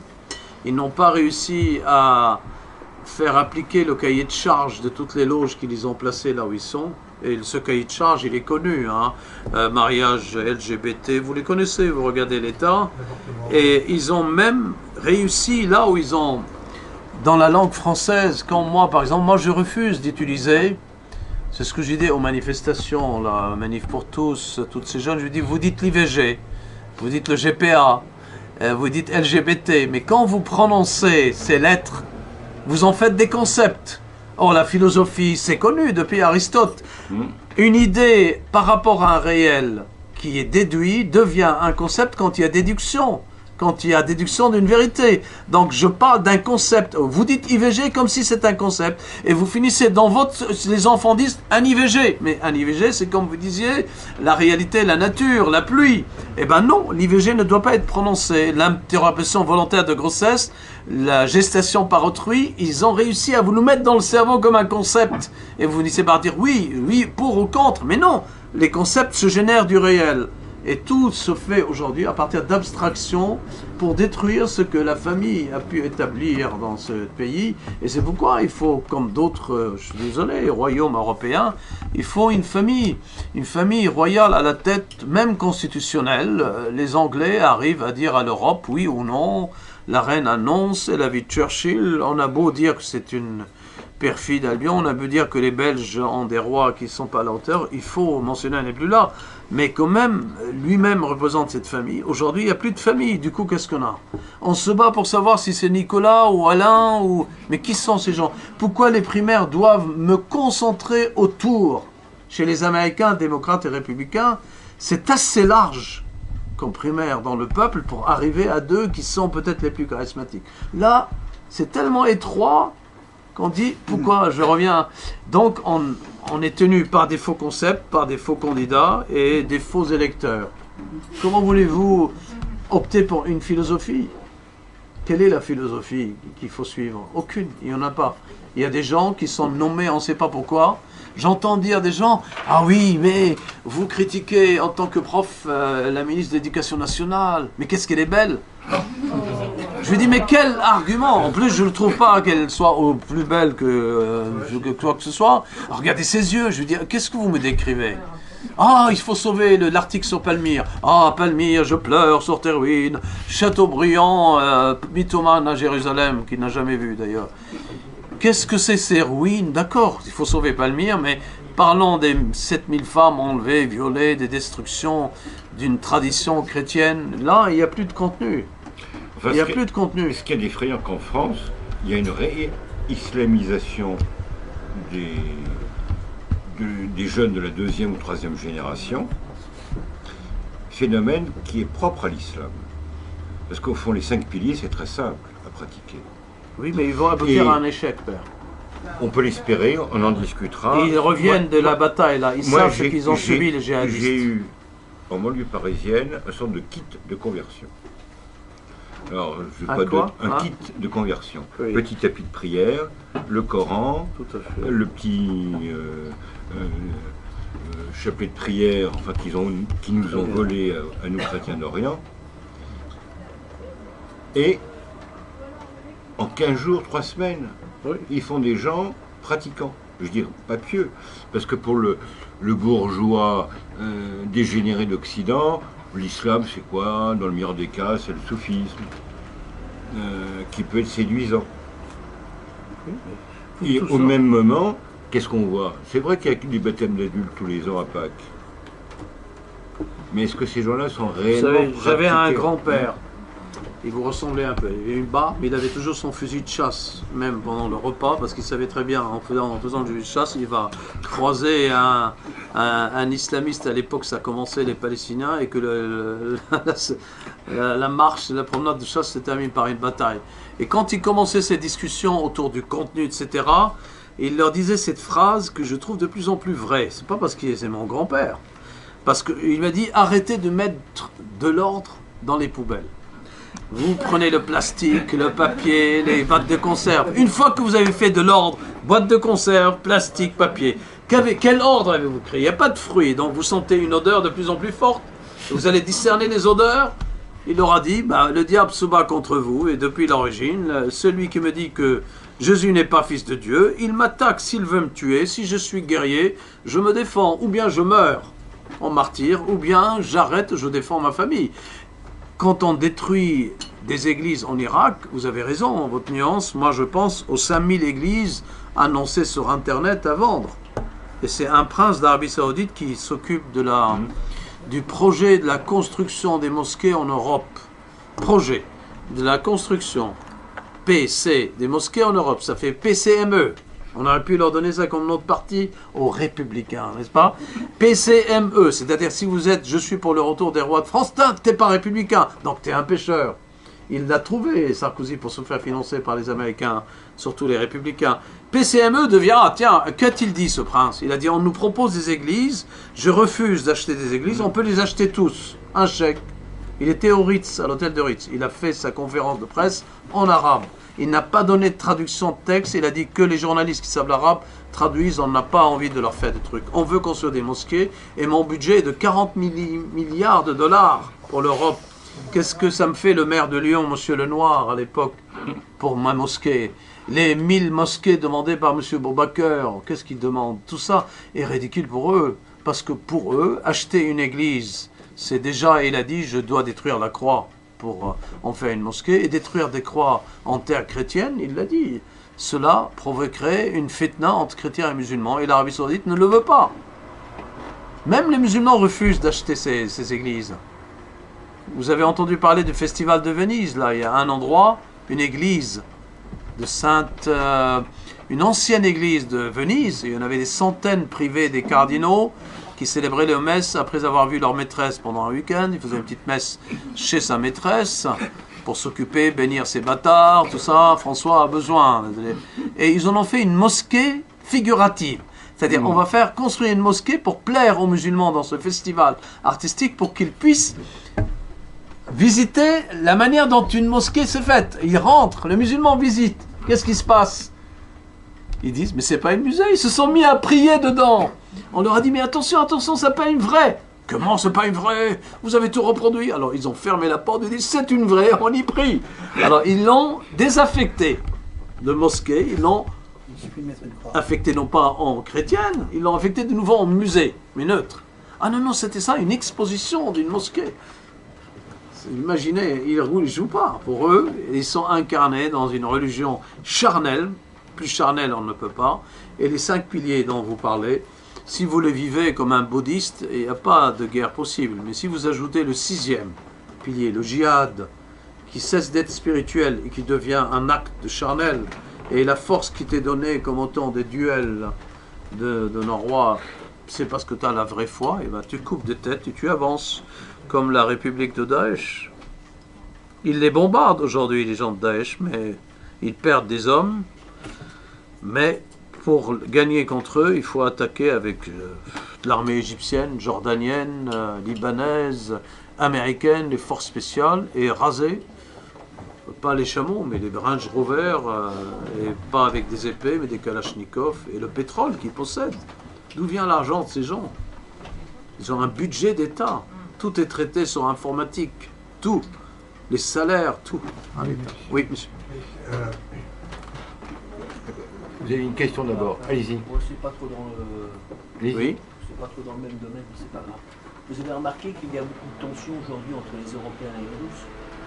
Oui, tout à fait. Poutine a publié une liste des 35, oui, pour répondre à ceux qui veulent douter de ces diplomates. Je ne sais pas trop par rapport à cette liste, mais bon, il y a de plus en plus de tensions, surtout en Ukraine, comme vous l'avez vu. Et vous ne pensez pas que demain, quand Daesh sera exterminé, sera éradiqué, pensez-vous pas que Poutine, avec ses perspectives impérialistes et nationalistes, ne crée pas une alliance avec le monde islamique pour envahir l'Europe? Bon, la Russie n'a jamais envahi l'Europe. Depuis Thomas More qui a dit que la Russie dans son empire a toujours eu une expansion dans sa sphère naturelle. Oui.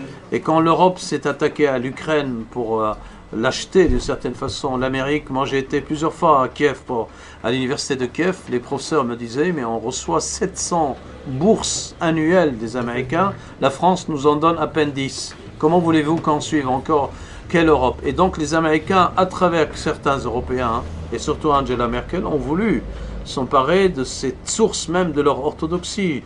Quand vous visitez la Lavra, les catacombes orthodoxes, qui n'ont rien à voir avec les catacombes de Rome, vous descendez, il y a des religieuses, des cercueils, des bougies, on y célèbre des messes, vous avez l'impression d'être dans un endroit, une cathédrale, sous tellement ferveur.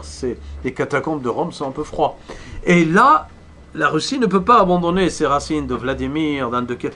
Elle ne peut pas, et elle est revenue, ils ont dit, voilà, on a repris la Crimée, on domine l'Est et l'Ouest. Si M. Porochenko veut exercer un pouvoir, ça ne peut être qu'un pouvoir de confédération, en accord avec nous. Le prix du gaz, c'est nous qui le suivons.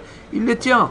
C'est son domaine et sa sphère. Maintenant, alliance avec les islamistes, je ne le crois pas. Avec certains musulmans, oui. Islamistes, je ne parle pas des islamistes. Parce que les Tchétchènes sont ses ennemis. Je parle d'Erdogan, je parle des Iraniens. À Erdogan, l'alliance a commencé, elle continue. Donc il y a une alliance entre Turcs et Russes.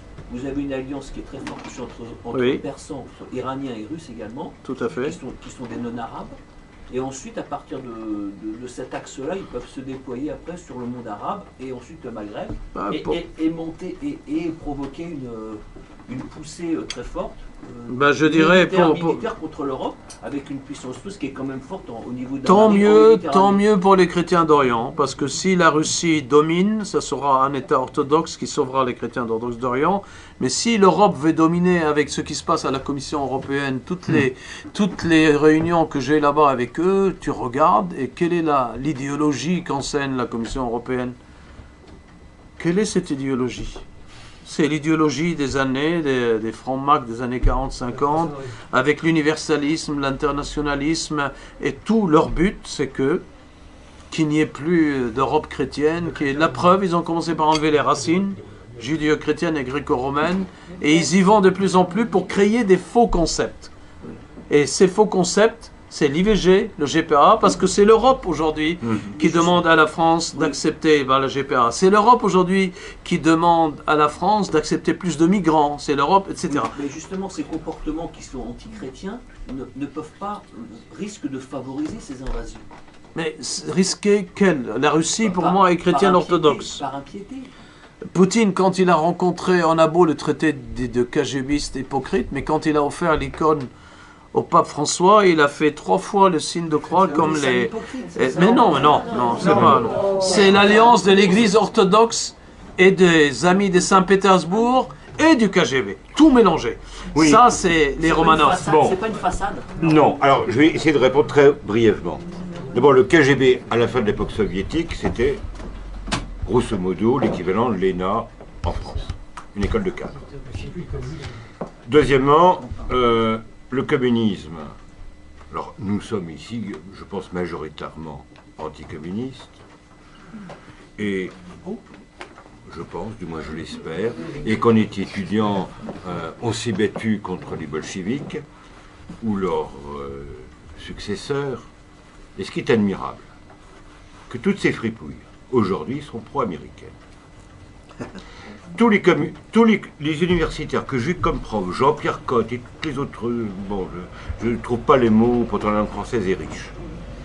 À l'époque, on était obligé de faire des devoirs bien marxisants, sinon on n'avait pas les moyenne. Alors quand on a eu les peaux d'âne, on s'est vengé et c'est normal. Ces mêmes personnes, aujourd'hui, sont pro-américains. Quand vous voyez le BHL, qui, Bernard-Henri Lévy, dont un de ses fils est le concubin d'une ministre soi-disant ukrainienne. Il est sur la liste de Poutine. Oui. Bon, ce type-là, qui a fait les louanges de Pol Pot, et j'en passe des meilleurs, qui maintenant se prétend le chantre de la démocratie libérale, tout simplement parce que la subversion est, marxiste ou léniniste a muté. Mais le fond est le même. D'ailleurs, Marx fait l'éloge du bourgeois parce qu'il est destructeur. Il a détruit l'ordre féodal, l'ordre monarchique, ainsi de suite. Et BHL en est la parfaite illustration. Tout à fait. Deuxièmement, en Russie, on peut dire qu'aujourd'hui, l'Église est libre. Ils appliquent réellement le concile de 1917, séparation de l'Église et de l'État, mais symphonie des pouvoirs. Poutine, le concile de Moscou. Le concile de Moscou, de 17, qui avait été appliqué dans la diaspora, mais qui maintenant est la règle canonique de l'Église de Moscou. Bien sûr, le pouvoir politique demande à l'Église de s'occuper de l'élévation morale et spirituelle de la nation, de lutter contre certains fléaux. L'Église est honorée, a une place officielle. On ne pourrait pas imaginer aujourd'hui la Chambre des députés, ou je ne sais pas comment on peut appeler ça, le primat des Gaules allait faire le compte-rendu de son voyage à l'étranger. Sa sainteté, le patriarche de toutes les Russies, est allé à la Douma pour faire un compte-rendu de son voyage en Pologne. Alors ici, on s'est passé comme un non-événement. Exactement pareil que les évêques polonais et allemands, après la guerre, se sont rencontrés pour se réconcilier. Et les Russes et les Polonais, on ne peut pas dire qu'ils ont vraiment des atomes crochus, des liens historiques très forts. Non. S'ils se sont rapprochés, c'est pour lutter, comme disait Benoît XVI, le relativisme anglo-saxon, qui est notre ennemi mortel. Quant à la Russie au point de vue géopolitique, éventuellement, c'est un empire, elle a vocation à être un empire, et qu'elle déborde sur l'Asie, hein, c'est la théorie de l'Eurasie. Je ne vois pas pourquoi c'est gênant ou gênant pour nous. Ils arrêteront les Chinois Mais pour oui. les Européens et ils équilibrent les derniers contrats. quant à l'Ukraine, jusqu'au début du 19e siècle, et surtout au début du 20e, mais c'était partie intégrante de la Sainte Russie. C'était le berceau historique. Alors peut-être demain, ça vous fera ni chaud ni froid que Saint-Denis soit s'appellera Bab el-Oued Mohamed Ben Zizi. Hein, mais cette année qu'on est allé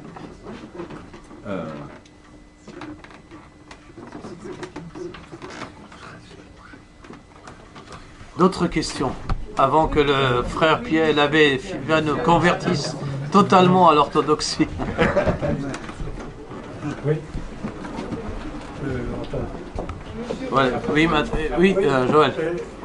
Sur un terrain très profane, on a vu lors des grandes manifestations, Manif pour tous, etc., l'esquisse de ce qu'aurait pu être une descente dans la rue d'une masse relativement importante de musulmans. on a bien vu à la dernière manifestation, il y a eu effectivement pas mal de femmes voilées dans la dernière grande manifestation de la Manif pour tous. Oui. Monseigneur Barbara, on a vu quelle était son attitude à Lyon. Ma question est la suivante. Est-ce que sur un plan pratique, politique, profane, une démarche de ce type, si elle avait été poursuivie, si toutefois cela est possible, si ce mouvement s'était développé, on a vu Kamel Béchi, je connais bien, porte-parole de la Manif pour tous, fait d'excellents numéros à Paris et à Bordeaux, très bien. Est-ce que c'était quelque chose, certains ont dit, anecdotique, c'est un rêve absurde, comment jamais les musulmans, dans leur grande majorité, ne descendront dans la rue pour étayer une manifestation comme la Manif pour tous, parce qu'il était bien clair, et je termine, la question finalement est posée, car il est bien clair que si cette tactique avait réussi, le pouvoir reculait. Il est évident qu'un million et quelques personnes, plus de 300 000 musulmans partent là-dessus pour faire bon poids, un pouvoir de gauche reculait. Tout à fait. Seulement, il a su, on est bien informé là-dessus, que ça ne se ferait pas pour des raisons diverses et variées. Bon, mais ma question est-ce que c'est concevable, sans même parler de savoir si c'était possible et si c'est utile, est-ce simplement concevable sur un plan pratique de manifester avec des musulmans sur des problèmes de société pour aboutir à des résultats politiques concrets, quitte à régler ses comptes après. Est-ce que c'est possible? Tout à fait. Du point de vue politique, par exemple, l'exemple existe au Liban. Le Parlement libanais qui est à moitié musulman, moitié chrétien, et il y a des alliances croisées. On a cité celle du général avec les chiites, celle des forces libanaises qui étaient les milices chrétiennes radicales avec les sunnites. Et c'est comme ça que le pays avance. En France, ce qui s'est passé dans cette manif, c'est que ça a touché à la famille. Et les musulmans ne savent plus qui ils sont si vous mariez les LGBT, si vous leur mettez comme troupeau Monsieur Berger qui porte mal son nom, quoi. Comment voulez-vous qu'ils comprennent qui ils sont? Et on leur dit, après, c'est ça la laïcité, c'est ça la vérité de la République. Et maintenant, aujourd'hui, les Républicains est un parti politique, on dit non, ce sont nos valeurs. Et on leur met un Premier ministre qui hurle, qui fait ses discours comme un chef d'un réseau de TA à Barcelone, qui est prêt à dégourbir la bombe et qui n'a aucune maîtrise de la culture française ni réelle, mais qui est là, l'homme d'une organisation qui lui dit il faut ça, ils se sent forts. Comment voulez-vous que ces petits personnages, et curieusement depuis De Gaulle, la taille tombe. Avec Chirac, il y avait des grands, Giscard, là ça tombe, on est à 1m56. Et après, on va devenir lourd, ils vont disparaître. Et curieusement, la nature, elle a sa propre caricature. Et là, bien sûr qu'il faut une bataille avec les musulmans. Et même Barbarin, qui a voulu convertir tout ça, pour moi, il faut savoir une chose, que les musulmans qui se convertissent, ce qui les fait convertir, c'est quand ils se rendent compte. C'est pourquoi le discours de Ratisbonne était important. Quand Benoît XVI leur a dit, en citant Michel Paléologue, en leur disant, mais quand même, cet homme, c'était un chef de guerre, hein, avant tout. Et quand on se rend compte qu'il était grand général, un bédouin, il y a une malheureuse musulmane, professeure à l'université d'Arabie Saoudite, qui a dit, je ne suis plus musulmane. Et puis les Juifs disent, pourquoi pas, s'ils se divisent entre eux, les frontières d'Israël seront protégées, etc. Et là, le musulman, il va se rendre compte que cette religion est une religion vraiment charnelle. Si on prie, on pèlerine, on s'occupe de pauvres, tout ça c'est des vertus universelles, spirituelles. Ils deviendraient des bouddhistes. Et il finit par dire, mais ce Christ, a-t-il fait la guerre? Non. A-t-il assassiné? Non. A-t-il dit aux apôtres, allez, battez-vous? Non. Il a arraché l'épée au premier qui aurait pu le sauver? Non. A-t-il accepté de se faire déclarer par les zélotes comme roi charnel? Il aurait pu.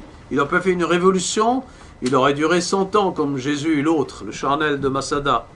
Il a tout refusé. Où se trouve le vrai pouvoir de ce Jésus? C'est qu'il y a un royaume intérieur, une civilisation de la raison et de la foi. L'Empire romain, c'est lui qui l'a préparé, il s'est incarné sous l'Empire romain, pas avant.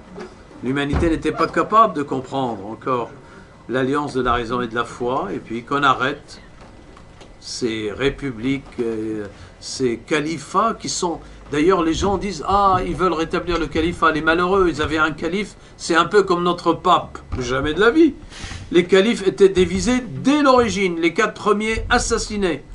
Le califat qui existait à un moment où il y avait le Cordoue, jusqu'au 8e siècle, il y avait celui de Bagdad, de Caire, de Damas, les Fatimides, les Almovarides du Maroc, ils se détestaient tous. Et celui de Cordoue était le plus raffiné, parce qu'il était le plus proche des Européens. Et on leur disait, ah, vous aimez l'architecture, la musique, et tout cela, faites la guerre, vous êtes des modérés, on se moque de vous. Et il y a eu des alliances, des mariages, même la famille de Castille, Alcázar. Ils ont quitté la ville sans se battre en disant ne détruisez pas la tour d'Alcázar, c'est notre chef-d'œuvre architectural. Et aujourd'hui, les Espagnols les remercient parce qu'ils n'ont pas voulu détruire un peu comme les ruines de Palmyre. Hein. Mais quand même, c'est des califats divisés depuis l'origine, Joël, voyez-vous. Mais je crois à la conversion d'une âme vers le Christ à partir du moment où on découvre que l'un a envoyé les saints pour faire la guerre et l'autre a envoyé les siens pour mourir, pour une religion qui, la seule vraie. Les autres sont des religions, je leur dis ça, mais des religions humaines, charnelles, qui tentent une relation à Dieu. Mais la religion chrétienne n'est pas un monothéisme parmi d'autres. C'est la religion vraie de l'être humain qui reflète sa vérité devant le réel. Tertullien disait, c'est l'âme humaine, elle est naturellement pour le Christ, elle est chrétienne naturellement, non pas comme une épicerie, tiens, on vous marque, vous êtes chrétien, vous êtes bouddhiste, vous êtes musulman. C'est pas à égalité. Et c'est pas par orgueil que le chrétien le dit, c'est par vérité. C'est que, une fois que vous avez reconnu que le réel de la vérité est là, vous ne pouvez plus admettre une autre relation à Dieu que celle de l'esprit et de l'amour. Et les autres s'évanouissent. Elles continuent, le bouddhisme continue. C'est une sagesse spirituelle, mais limitée. L'islam continue, ils veulent l'islam charnel conquérant du 7e siècle. Bravo, n'écoutez pas Ibn Khaldoun et vous serez toujours au 7e siècle. Oui, monsieur. Vous n'avez pas abordé le... Bon, c'était pas le sujet. C'était pas le sujet.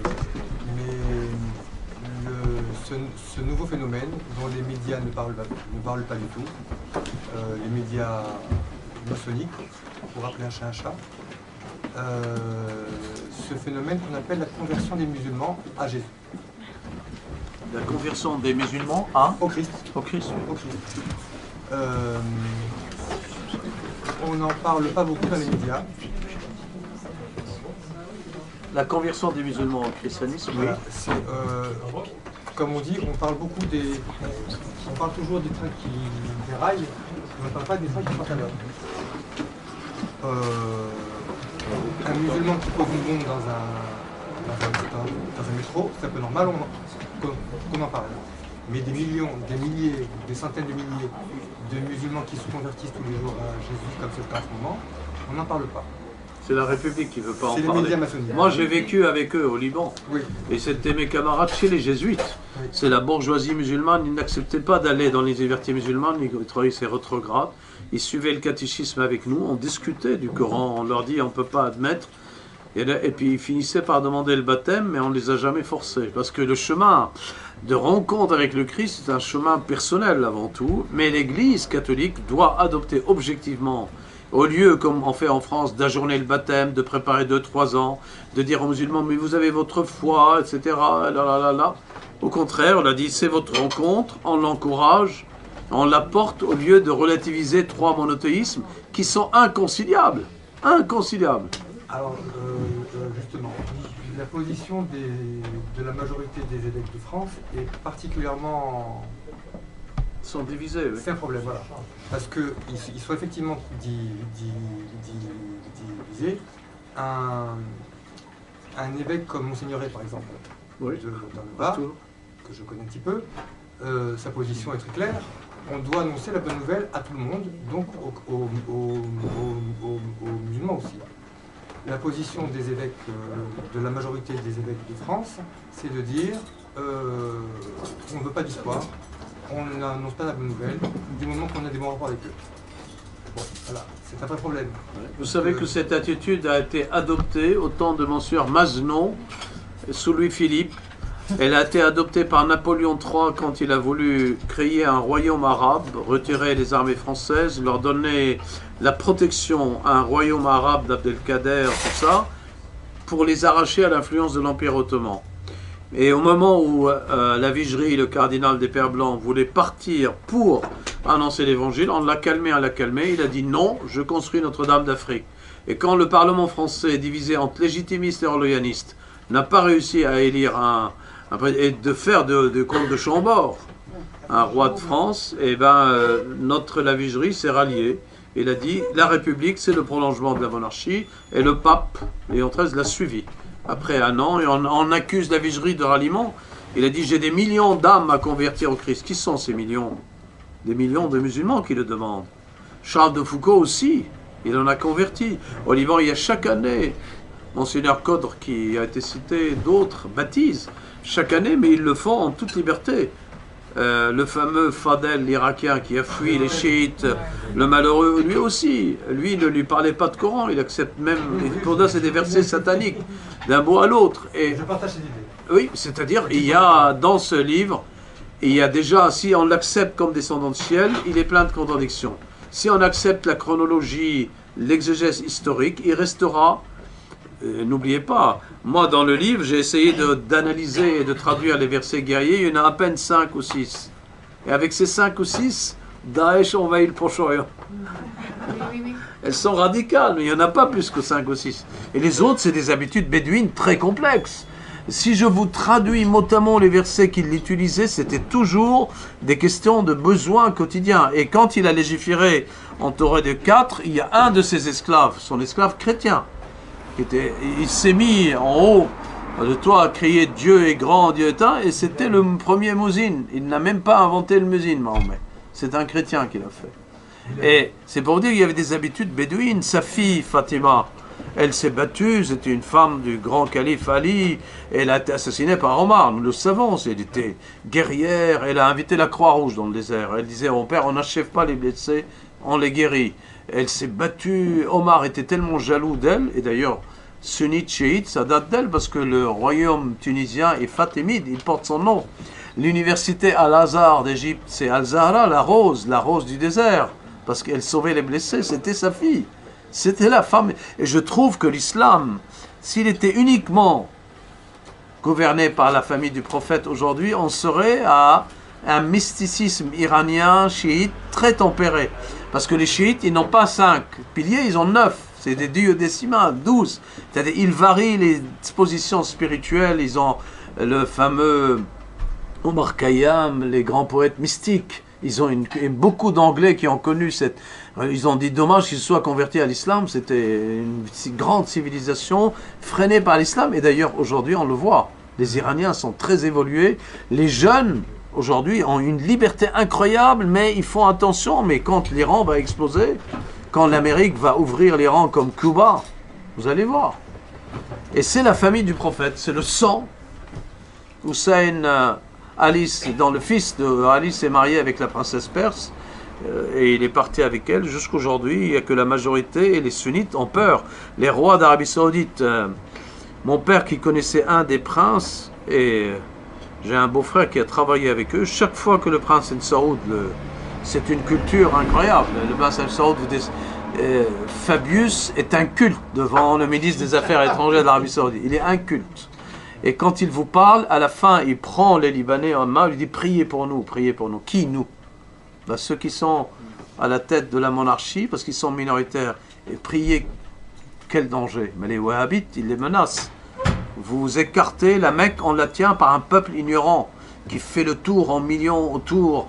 On est en train de leur construire un hôtel avec 16 000 chambres.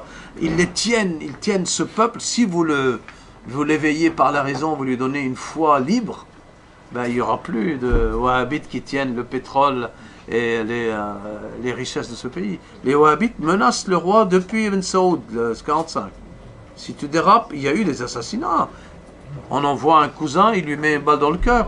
Le roi Salman, là, vous avez vu, il a évincé Ibn Saoud, il a refusé de voir Obama, il se radicalise, lui.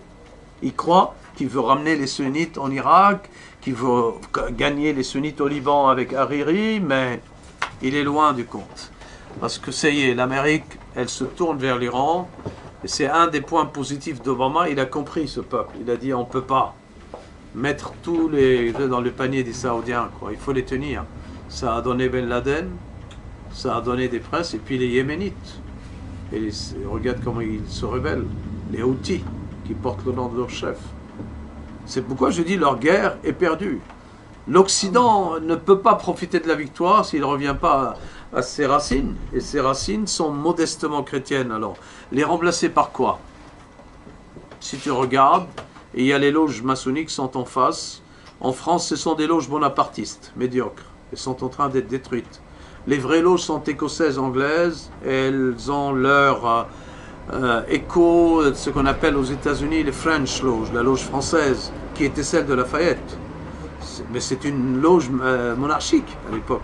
Il y avait beaucoup de catholiques et Lafayette est arrivé aux États-Unis protégé par la French Lodge. On connaît l'épée. L'épée, mais il n'a jamais perdu sa foi dans la monarchie française. Mirabeau qui était le premier à rentrer au Panthéon, quand ils ont découvert que Mirabeau était pour la monarchie constitutionnelle, ils l'ont arraché au Panthéon. C'est-à-dire, eh ben, il a échappé à l'humidité. Maintenant, il y a quelqu'un qui a craché sur le drapeau français. Personne n'arrachera M. Zézé de son cercueil parce qu'il a craché sur le drapeau français. On va l'honorer. Et on va Marseiller Zézé, n'est-ce pas, avec lui. C'est incroyable de ce côté. Mais puisque Voltaire est dedans, tout pourri peut rentrer, quoi. Oui, Joël? Juste un contrepoint en ce qui concerne les loges françaises. Vis-à-vis des questions à caractère arabo-musulman, il faut se souvenir quand même que pendant les événements d'Algérie, notamment dans les années 60, 61, 62, oui, la maçonnerie était très divisée, et même plutôt, savants étaient maçons, etc. Et aujourd'hui, on en voit les effets, j'en vois les effets tous les jours, des fils de harkis qui ont été, vous savez, quand les harkis sont venus en 62, il y a 2 filières qui les ont protégés. Grosso modo, les milieux un peu traditionnels, officiers, qui ont ramené leurs troupes, et puis d'autre part, des gens qui étaient plutôt fonctionnaires de l'administration française, donc plutôt d'obédience maçonnique, qui les ont ramenés, et ces gens, ou leurs enfants, ont fait carrière dans la fonction publique tout naturellement. Eh bien, on constate encore aujourd'hui qu'il y a une tradition maçonnique en France, très patriote, et souvent assise sur des gens d'origine maghrébine. Je ne vais pas donner plus de détails, mais c'est pour dire que rien n'est simple, il faut toujours se garder de raisonner par rapport à des blocs idéologiques qui s'affronteraient d'une manière permanente et inéluctable. Tout ça est mouvant, évolue, et dans une époque, pour terminer, de déglingue idéologique, la fragmentation est encore plus forte, et les recompositions et décompositions se font quasiment au quotidien, ça varie tous les matins. Et c'est là où peut-être que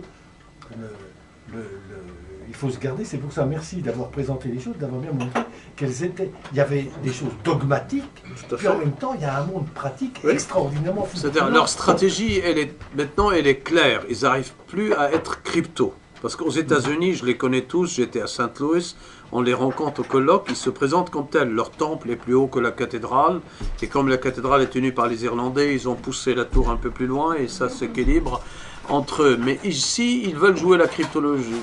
Elle passe plus, mais en revanche, s'il s'agit de leur programme d'éducation nationale, nous le connaissons. Donc, on peut débattre intellectuellement. S'il s'agit de rôle de la raison géométrique, les degrés, là aussi, philosophiquement, il y a un débat possible. Mais s'il faut s'attaquer à l'âme de la famille, à toutes ces lois de mariage homosexuel, si on s'attaque à la loi naturelle, c'est là où l'Église catholique ne peut plus supporter l'attaque, et c'est pourquoi François, il leur a dit, mes chers amis, je ne veux pas de votre Stefanini. Nous l'avons connu à Rome comme conseiller, c'était la folle. Je connais Stefanini, et quand il était très doux, mais un peu trop doux parfois. Ça dépend qui l'approche. Du coup, il a dit, on ne veut pas, vous m'envoyez Stefanini, vous me provoquez. Donc vous voulez dire à Rome, nous allons vous mettre au Saint-Siège un bon ambassadeur. Il est toujours choisi, mon cousin était l'ambassadeur du Liban au Saint-Siège, c'est presque un moine, quoi. Nous l'avons connu dans la famille, très doux, il prit son chapelet chaque jour, et le pape le savait, Benoît XVI, que c'est des hommes qui doivent approcher des cardinaux. Ils doivent même pas porter les mêmes vices de certains cardinaux. Voyez-vous? Et là, Stefanini arrive à table, là, il a des amis cardinaux, mais de ceux qui ont les vices cachés, des spas, des piscines, et là où François devient fou, là. C'est un type qui vit avec les favelas, qui vivait, et d'ailleurs, du matin au soir, il ne supporte pas les excès de vanité de luxe. Mais il sait qu'il y a des francs-macs dans l'église. Ils se battent. Moi, la franc-maçonnerie existe depuis Salomon, depuis le temple, et elle a ses règles, mais il ne faut pas qu'elle s'attaque à une destruction totale. Il faut que le débat soit philosophique. D'ailleurs, Voltaire, le malheureux, à la fin, quand il n'a pas réussi à être le grand tragédien, Sophocle ou Homère, qu'il rêvait, il a écrit des nouvelles, il a dans tous les sens, il a vendu des esclaves, il a perdu Madame du Châtelet, il était en Suisse, vous voulez être honoré? La loge des 9 sœurs lui dit, vous venez à Paris, initié, il n'a jamais été initié. Ah non, non, moi je suis Voltaire, initié malgré lui. Et après, comme il était ancien des Jésuites, il a vu son âme en enfer, de grâce, la bénédiction d'un prêtre. Il hurlait comme un fou. C'est pour vous dire qu'en France, quand Bonaparte a séparé les loges, a créé la loge qui fait hurler les Anglais, la loge bonapartiste, et les francs-macs faisaient la guerre, les Espagnols catholiques disaient « on se bat contre des francs-macs ». Il a quand même créé, affaibli les loges, et vous savez, Bauer, c'était à la tête de la loge d'Orient, il s'est fait virer parce qu'il s'est rapproché des Anglais. Dans son dictionnaire amoureux de la franc-maçonnerie, il fait l'éloge des Anglais parce qu'il a envie de se réconcilier, etc. C'est un débat qui doit être ouvert. Il est très riche pour la raison philosophique parce que c'est des gens intelligents qui ont un programme, mais de grâce, pas LGBT. C'est-à-dire, pourquoi embêter les homosexuels? Un homosexuel peut vivre avec un homosexuel, personne ne lui dira rien. Il y avait des homosexuels au temps du Christ, il y avait des homosexuels au temps de Salomon, de Nabucodonosor. L'avortement, pourquoi l'IVG? Il y a des avortements au Moyen-Âge qui étaient beaucoup plus nombreux, en secret. Il y avait des faiseuses d'anges qui existaient. Mais défier la loi naturelle pour en faire une loi positive et dire que elle est naturelle, il faut que le mariage laisse, là vous touchez à une question philosophique. Et votre manif pour tous, je les ai accompagnés au début, mais là, j'ai dit à celle qui a porté le nom de circonstance d'ailleurs, on combat la famille et le ventre de la femme, et on s'appelle Frigide et Barjot. Je lui ai dit, ma chère Virginie, elle s'appelle Thélème, c'était à la radio, en direct à Notre-Dame, commencez par revenir à votre nom de baptême, et on discutera. Si vous gardez ce nom, ceux qui vous ont donné le nom, c'est-à-dire les habitués de café banane, vous ont donné ce nom pour ridiculiser la vie, entre autres votre ami Basile de coq ou de poule, qui vaut une poule, lui. C'est quoi cette Jeanne d'Arc qui a peur du boucher? Et l'autre, Ludovine, elle veut se battre pour des lois, elle s'est rapprochée pour devenir un parti politique, soit, mais je veux qu'elle soit plus courageuse. Avec Sarkozy, je lui dis j'abroge pas, donc c'est une forme de Sainte Geneviève, qui négocie la loi de la cité, mais qui a peur des uns. Et l'autre, une Jeanne d'Arc qui a peur du bûcher. Quelle caricature. Et oui, mais à une époque de com, c'est elle qui a mis le... Quelle com? Moi, je ne crois pas à la com. Les vrais communicants sont les tragédiens, les communicants, c'est les acteurs. Ceux qui sont capables d'incarner Phèdre, incarner Edith Stein. Eux, quand vous les écoutez, là, ils communiquent par l'art l'âme d'une vérité. Et vous les écoutez. Ceux qui prennent une tribune, d'ailleurs, ils étaient tous médiocres. Et dans cette manif, ils hurlaient des discours, je le dis, elle va vous lâcher. Ils m'ont tous presque lapidé. Elle les a lâchés. Ils sont divisés. Et quand l'autre, la Sainte-Geneviève, sans loi ni cité, commence son histoire, je leur ai dit, vous allez avoir un parti politique, elle va demander de l'argent. Oui. Ils ont reçu une lettre, je demande de l'argent pour devenir un parti politique. La règle est soumise. Non, non, les vrais passeurs sont les artistes. Ils passent pas. Et là, on incarne une réalité. C'est pas des médiateurs. Vous les aimez trop. J'étais un peu mêlé à l'affaire. Elle a fait craquer le plafond de verre le jour où elle a jeté les homosexuels dans la mêlée. Le monde des médias a craqué. Ils se sont fait avoir. Canal+ s'est fait avoir. En termes purement tactiques, je ne me place pas sur le fond. D'accord, mais quel résultat? Elle a Avenir pour tous. sans un sou, chassée de son appartement. Bien sûr. Ah bah oui. Et l'autre, elle a En politique, tout finit un toujours courant très mal. d'un parti politique qui va la bouffer vivante parce qu'ils reviennent pour prendre le pouvoir. Mais il y a 1 million de personnes dans la rue. Oui, mais vous avez très bien dit vous-même, on devait renverser le pouvoir et on pouvait le faire. On ne l'a pas fait.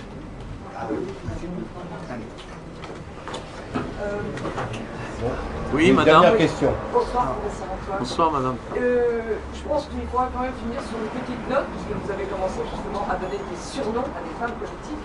Vous avez parlé tout à l'heure du maire de Paris, et que les Neuilléens, j'en suis une depuis 40 ans, lui donnaient un surnom. À vrai dire, le surnom de Bertrand de la Noé était Bertrand du déclin, Bertrand de la Nocée. Non, mais certains Neuilliens m'ont dit que c'était la Noé parce qu'ils croyaient que c'était une vraie particule. Quant aux femmes politiques, je ne vois pas au Pas de plus femmes que celle politiques. de De Gaulle. Oui, D'origine flamande. oui, tout à fait. D'origine irlandaise, non Flamande irlandaise, d'accord. Oui, vous avez raison, madame. Mais il n'a pas fondé de dynastie. Non, Il mais n'a c'était pas. trop facile, comme Il la a- Gaule, en parlant de Gaulle, attendez. Ça va dans les bandes dessinées. Tout à fait. Mais les femmes politiques, je ne voyais pas en femmes politiques, en les deux que j'ai cités, c'est plus des cheftaines de scouts ratés, excités, quoi. Vous en avez connu beaucoup? De cheftaines de scouts excités? Ratés. Oui, parce que dans le pays de Jeanne d'Arc, on n'a pas le droit de faire la caricature de Jeanne d'Arc. Je préfère un homme politique qui dit à Jeanne au secours, ça a prouvé beaucoup de modestie de la part de Jean-Marie Le Pen, plutôt que d'y hurler, etc. Et d'ailleurs, c'est lui qui est le plus franchouillard et qui a dit, je ne suis pas en train de dire voter pour lui, mais quand l'écoute, il a dit, mais quand même, si mon parti qui défendait, d'un côté j'ai un Front-Mac, qui est compagnon de ma femme qui n'est même pas son mari, et de l'autre j'ai un mignon d'Henri III. Le Philippot a dit, mais qu'est-ce que les mignons d'Henri III n'étaient pas tous homosexuels, mais tous les mignons l'étaient. Henri IV nommait lui-même son mignon avec sa maîtresse parce qu'il était sûr qu'il ne la touchait pas, comme l'eunuque. Il y en a un qui a tourné avec Margot. Mais c'est pour vous dire que ce sont des perversions qui demandent la caricature en politique, comme le nom. Le De Gaulle et de la Noé. De toute façon, je vous remercie de votre attention et à une autre fois.